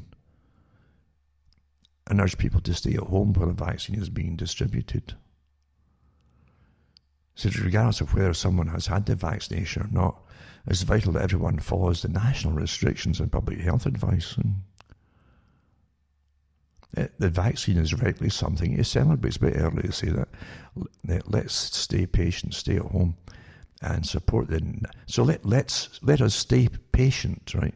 Stay at home. I was going to stay patient. Stay at home and support the NHS as it continues to roll out the vaccine. Terrible, isn't it? The rubbish we have to go through here. And it's got Dutch curfew riots rage for third night as BBC. More than 180 people arrested in 10 Dutch cities as protesters defying a curfew clashed with the riot police for a third night running. Shops in Rotterdam were looted and police used water cannon as rioters resisted latest COVID restrictions. And the riots no longer had anything to do with the basic right to demonstrate. And but you know, it's see, the virus spreads at night. It's a stealth virus, you understand. It can see in the dark, eh? It'll seek you out. I guess it's heat seeking or something. And I guess that's for your own good that you shouldn't go out after a certain time in the evening or at night. There you go. Moderna CEO, US needs to prepare for fall COVID-19 resurgence. There you go. And news of Moderna's vaccines weakened efficacy to the South African strain. Oh, there you go. Of the coronavirus is raising concerns amid the ongoing pandemic. Experts have been watching the strain closely, worried it could be resistant to vaccines. Though it's not yet been detected in the US, the country should assume it's already here, experts warn. I guess to say experts is good enough now, eh? So there you go. I wonder if they've isolated the actual virus, this strain, or not. Is it just, maybe it speaks with a different accent. Is that what it is? I don't know. But anyway. And don't forget, too, that most variations of viruses they're said to be, or thought to be, become weaker, actually. It's supposed to be stronger. They don't just say, I'm going to be stronger and stronger and kill off all my hosts. They tend to be weaker, you understand? And that's why most folks shouldn't be too terrified about it at all. And if you have the weaker strain as well, remember that acts the same way. You know, your antibodies will develop against it, you know. And so you get a stronger strain, and there's a good chance that your antibodies will destroy that as well. That's how it works. That's the basic teachings in virology. No different than if you had the old vaccines, which the normal, well, I can't even say normal vaccines, it was normal, but where they get a weakened strain of a virus and they'd inject it into you, and your body would still see it, examine it, basically, that's the idea behind it. and it would come up with an antibody which would work against the real thing. That's how they're supposed to work. But this new one, of course, this new type of mRNA type is a different thing altogether from the old kind. Forbes Dr. Anthony Fauci, the highest paid employee in the entire US federal government. I won't go through it all too, it just makes you sick, you know. He's getting richer as like all the rest of them at that particular level. They're all getting richer as we all go into the grave as paupers. Amazing, honestly, this would be a great James Bond movie, wouldn't it? With Klaus Schwab and Fauci and Bill Gates and all the cabal people at the top there, and the CEOs of all the vaccine companies. It'd be quite a good movie, actually. You wouldn't believe it. You'd say, "Oh, that would never happen." As it's happening, eh? There you go. Californian dies hours after receiving COVID vaccine as investigation into cause of death gets underway. He hasn't been named yet, this one. Says it had tested positive for COVID-19 late December, but died hours after receiving a dose of the vaccine, local officials says. Now here's the thing too, you see, if you'd already had it in your system, you see, and you tested positive, then it's possible your immune system then reacted with the vaccine, and one attacked the other, overly so. You know? But it's full of ifs and unclearness, and it's unclear if the person was given the Moderna or the Pfizer vaccine. Police say the person's death is being investigated with an autopsy due Monday. But don't worry, it'll be just accident. It'll be nothing to do with it. That's what they'll tell you. And they're already saying it. This is so scientific, you see. Dr. Dean Blumberg, an infectious disease expert at UC Davis Children's Hospital, has said he believes the person's death is probably not related to the vaccine. That's good enough then. That's very scientific, eh? There you go. He has administered the COVID-19 vaccine several hours before their death, January 21st, 2021. And the vaccine was not administered by Placer County Public Health. Well, they're trying to wash their hands of that already. So they won't tell you much else about it, naturally. China's zero-tolerance COVID tactics now include anal swabs. Now, I can remember the days you used to go to a restaurant, you got fortune cookies, you know. Now they just, give you an anal swab. So here you go.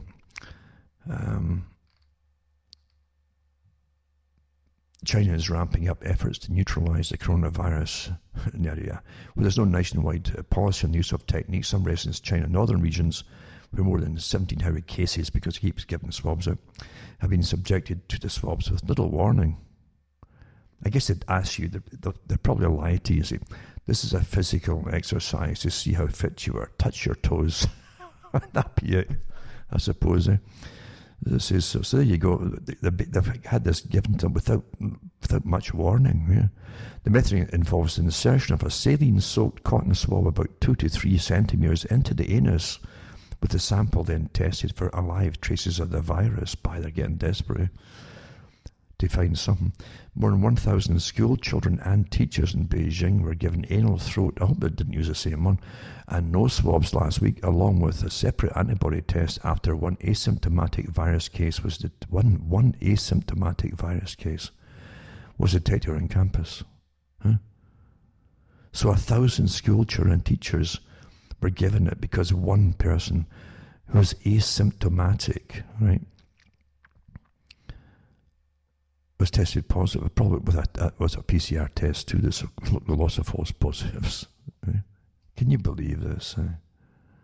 I really think they're trying. You're being ridiculed, certainly beyond ridicule. So there you go. You will have to. Use of the new detection technique is based on research that traces of the virus found in the anus can last longer than the respiratory tract. Deputy Director of the Respiratory and Infectious Disease Department of Beijing, and it says anyway. And they could be more accurate than throat nose tests. Oh dear, dear, dear. Still, there's no evidence that virus transmission is any more common among patients who test positive in the anus area. And anal swabbing has not been conducted in other places that have successfully achieved near elimination of the pathogen, like New Zealand. Mm-hmm.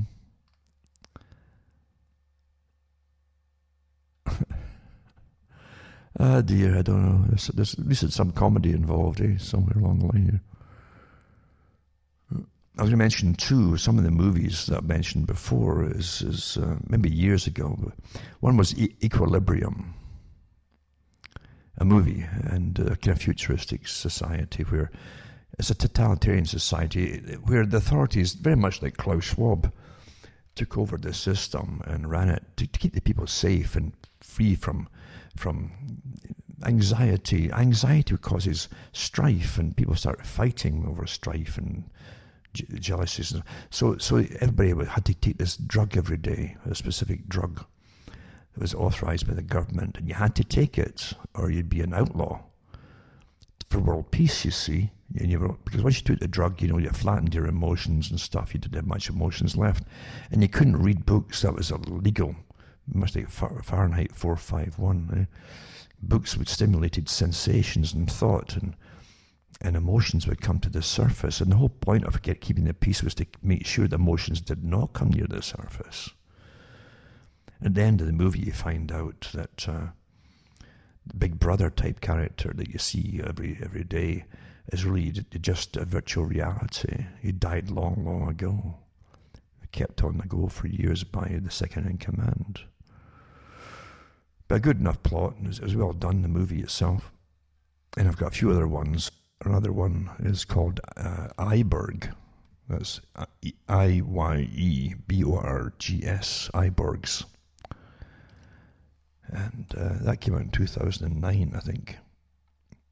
Very similar, a world of total surveillance by these little critters, electronic critters that are all over the place, spying on everybody. And they can get through your window, they can follow you upstairs and spy, and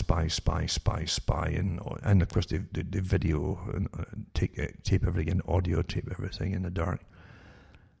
And you can't do anything without them, really.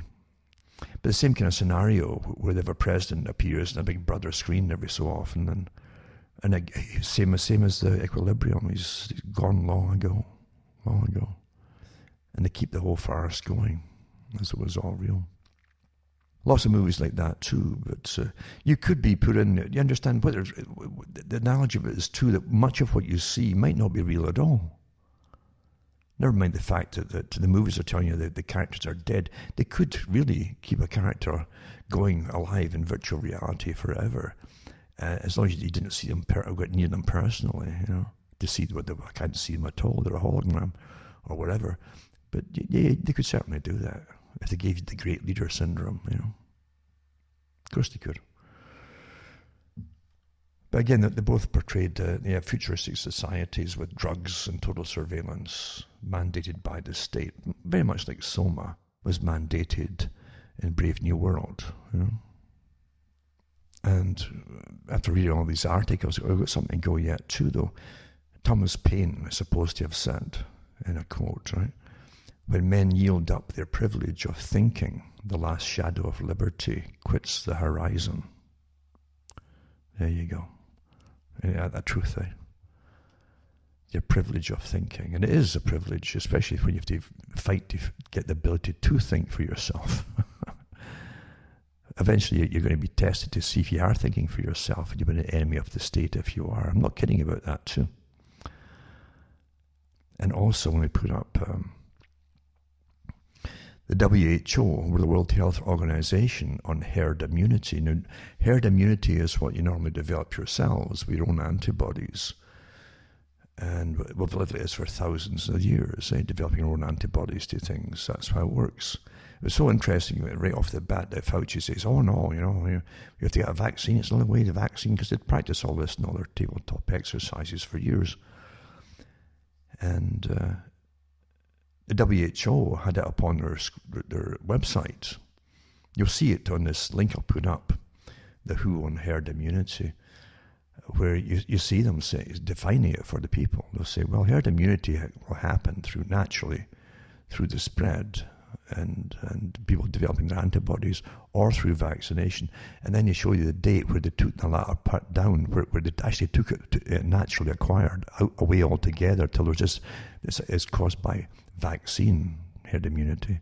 And then they changed it again not too long ago when folk complained, and added the first one back in again, not as strongly as it had before, And it said that, but the WHO still prefers vaccination for herd immunity. Well, if your own immunity develops naturally, and quickly too, by the way, in the herd, and there's no side effects from getting it, you get your own immunity to it, then what's your problem?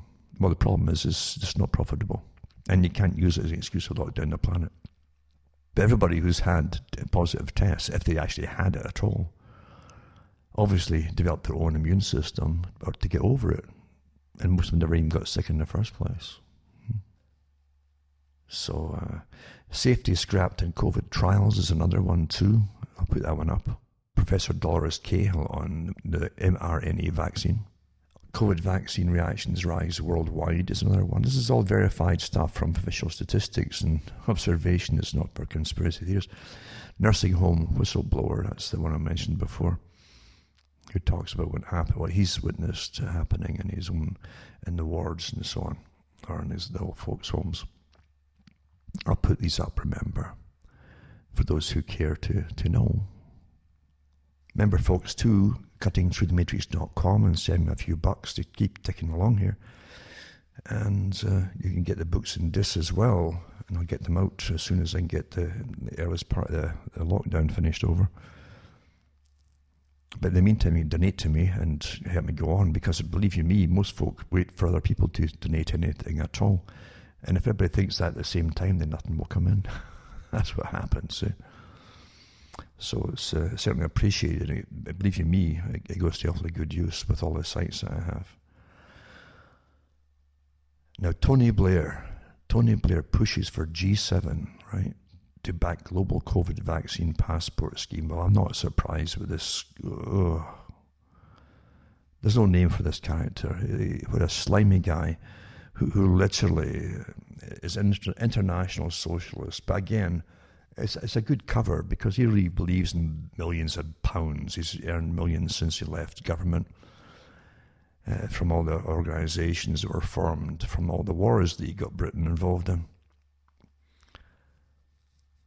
But, I'm sure he'll be getting money for whoever he's pushing here too. So it says that he's called on Boris Johnson to use the G7 to push a global coronavirus vaccine passport. I can remember when he was put into that quartet to do with aid coming into countries in the Middle East, and the racketeering that went on there. Oh, dear. He said a vaccine passport would be digital and be able to track your coronavirus status wherever you are in the world. Cabinet Minister Michael Gove has previously said there would be no plans for a passport for those who have been vaccinated. Well, why not? It doesn't stop you getting it or passing it. Well, facts don't matter, eh? That's the thought that counts. I guess it's a utopic thought. And, another movie too, by the way. It's Human Nature in itself, done in a comedy setting. And it was Laurel and Hardy did this one of their later movies, where one of them inherits money from an island, a small island, from a relative, and they go off to the island to their utopia.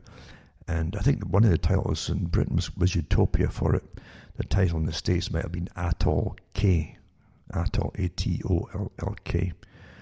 But it's really amazing. It's everything down pat. Everything happens, and in comes certain people to the island, and some of them are gangster types, and other types want to overthrow the government, which is Laurel and Hardy, and take over for their own reasons and so on. One of them wants to eat his pet lobster, Laurel's pet lobster and stuff. But it's really good about human nature and how they give up eventually at the end. It's quite good. Oh yeah, the Federal Aviation Administration finalised rules allowing commercial drones to fly without an operator on site and to fly over people now, right? In the States. It says it's a step closer to commercial use for agriculture, infrastructure, repair, and eventually deliveries. And the first commercial use will be outside cities with drones helping an industry. I love how everything's to help you on industrial and agricultural jobs. And these wonderful handouts come out from the companies that own them. Eh? So it says American Robotics, the first company to get approved. Not all commercial drones will be able to operate autonomously. Decades worth of promise and projection are finally coming to fruition, said Reese Moser, CEO and co-founder in a statement. So, yeah. But really, the whole idea is to use the drones. If it's commercial, there'd be no reason why it's not military or police. You know that, don't you? Don't you? Well, the commerce is doing it. I mean, yeah.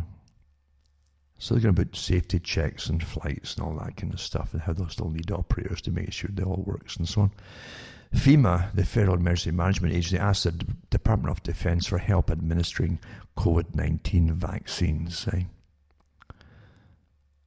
So it was sent to the Defense Department January 27th, going through the sourcing stage, just like any request for military forces from a combatants command. Pentagon spokesman John Kirby said in a briefing.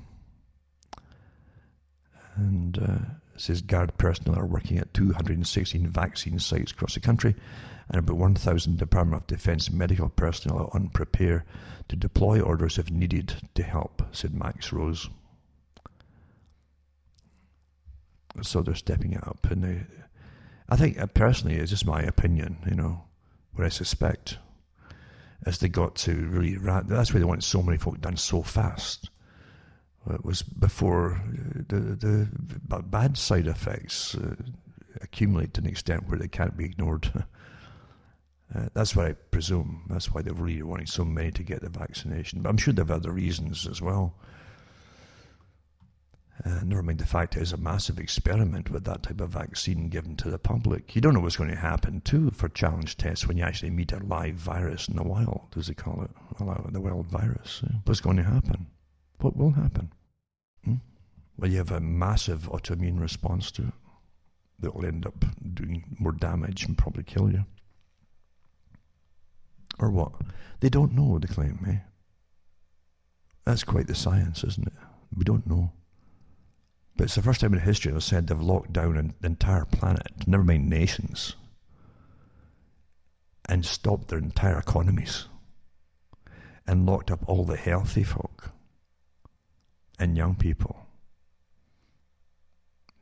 And the young folk probably won't even get it at all. They don't get bored with it. It won't affect them. So lock down all the healthy. Supposedly, the same sources say to stop the aged from getting this and dying. And yet they use they tell you the aged are dying anyway when it suits them. When after the vaccination they're dying. Well, it's probably just their age that did it, So we're locked down for the complete global reset. That's the reason for it, folks. This is the reason for all of this. It really is.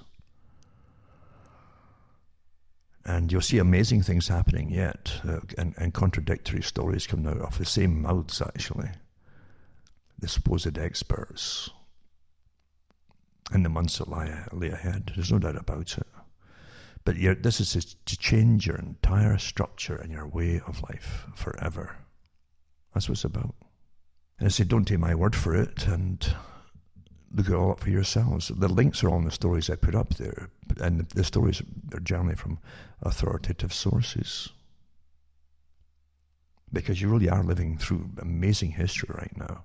Planned long ago, obviously, and spoken about many times before, what they wanted to happen, but they would need some major miracle to make it happen. Well, here it goes, you see. They're good at making miracles. And that's the system you're living under. It doesn't mean it's all over and finished, But it means too, though, you're seeing the complete force of authoritarianism. You're witnessing a system now that can get very violent, very nasty, very quickly on populations by authoritative governments.